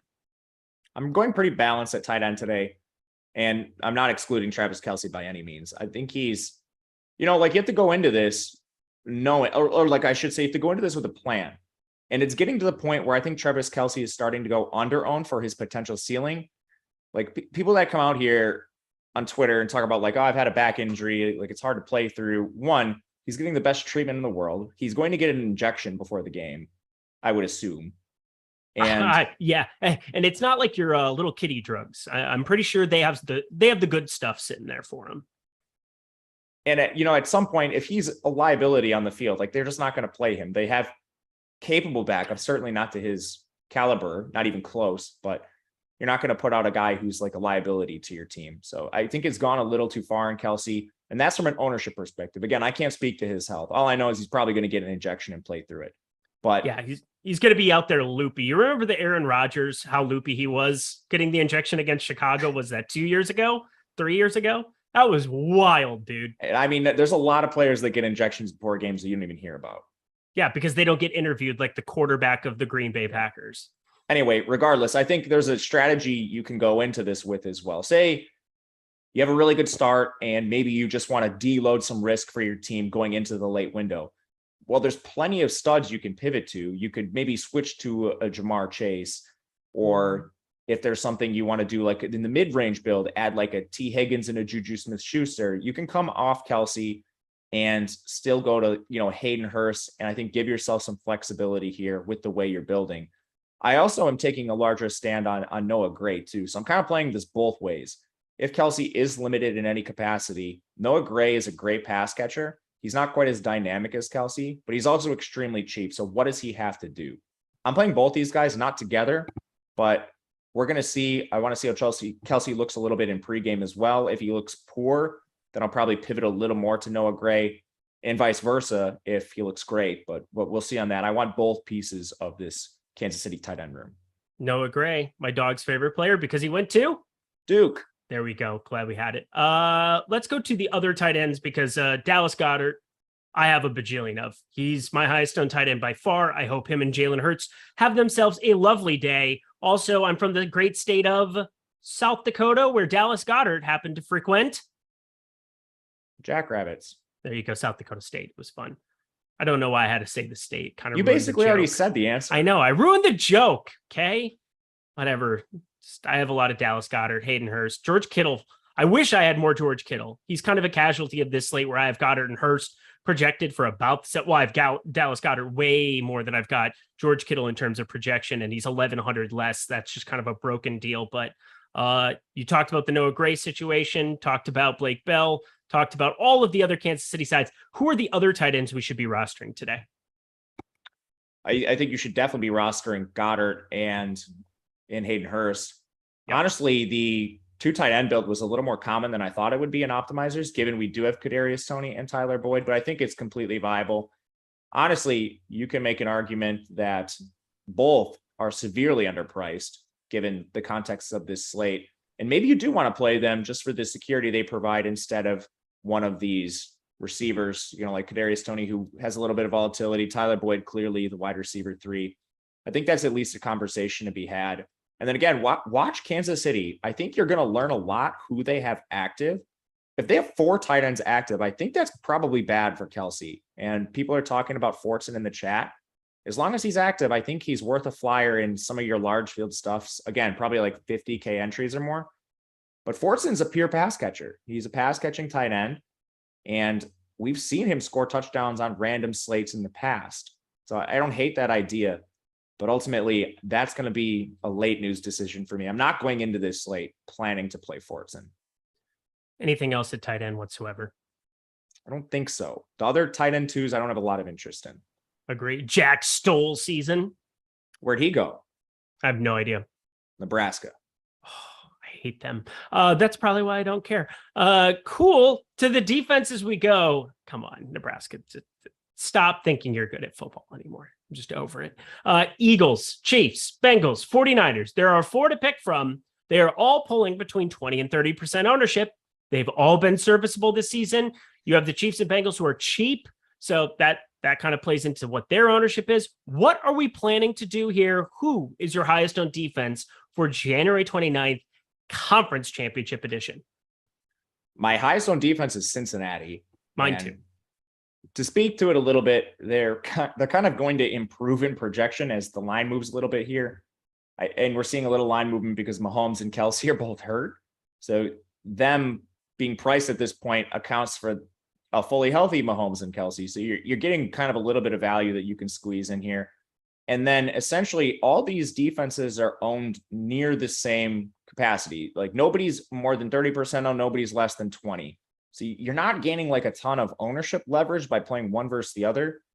And on a slate where I want to get all the studs as possible, going down, I think makes more sense here. Especially like my first inclination was maybe the 49ers would be a little less owned, but they're not. They're actually more owned than the Bengals. So not getting as much leverage as I thought by paying up. So I'll just pay down. Do you like Fall Out Boy?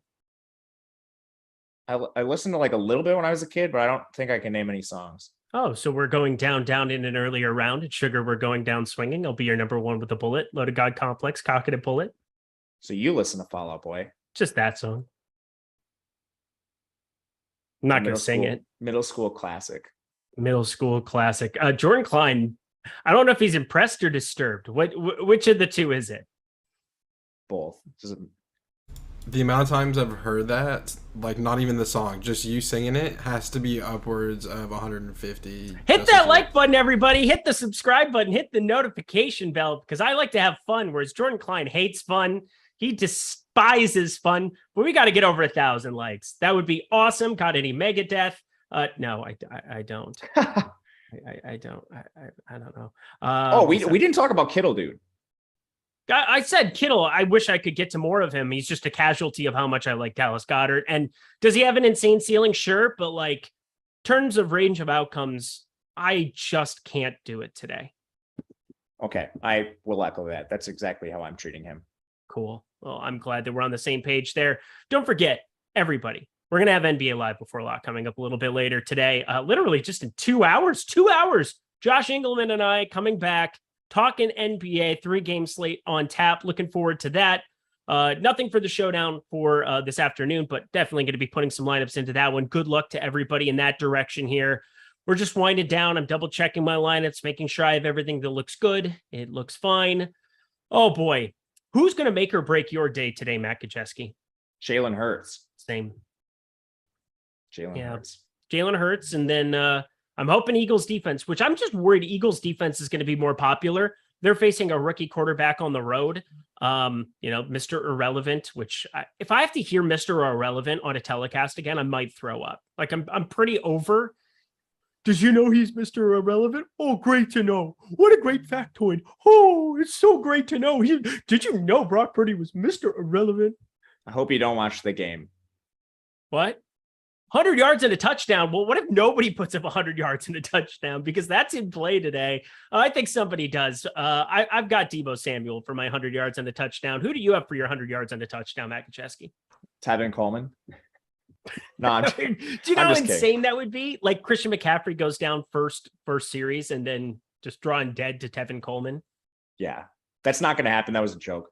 I'm going to say Miles Sanders. Again, we don't just pick the stone chalk usually for these. So my contrarian 100 yards and a touchdown is going to be Miles Sanders.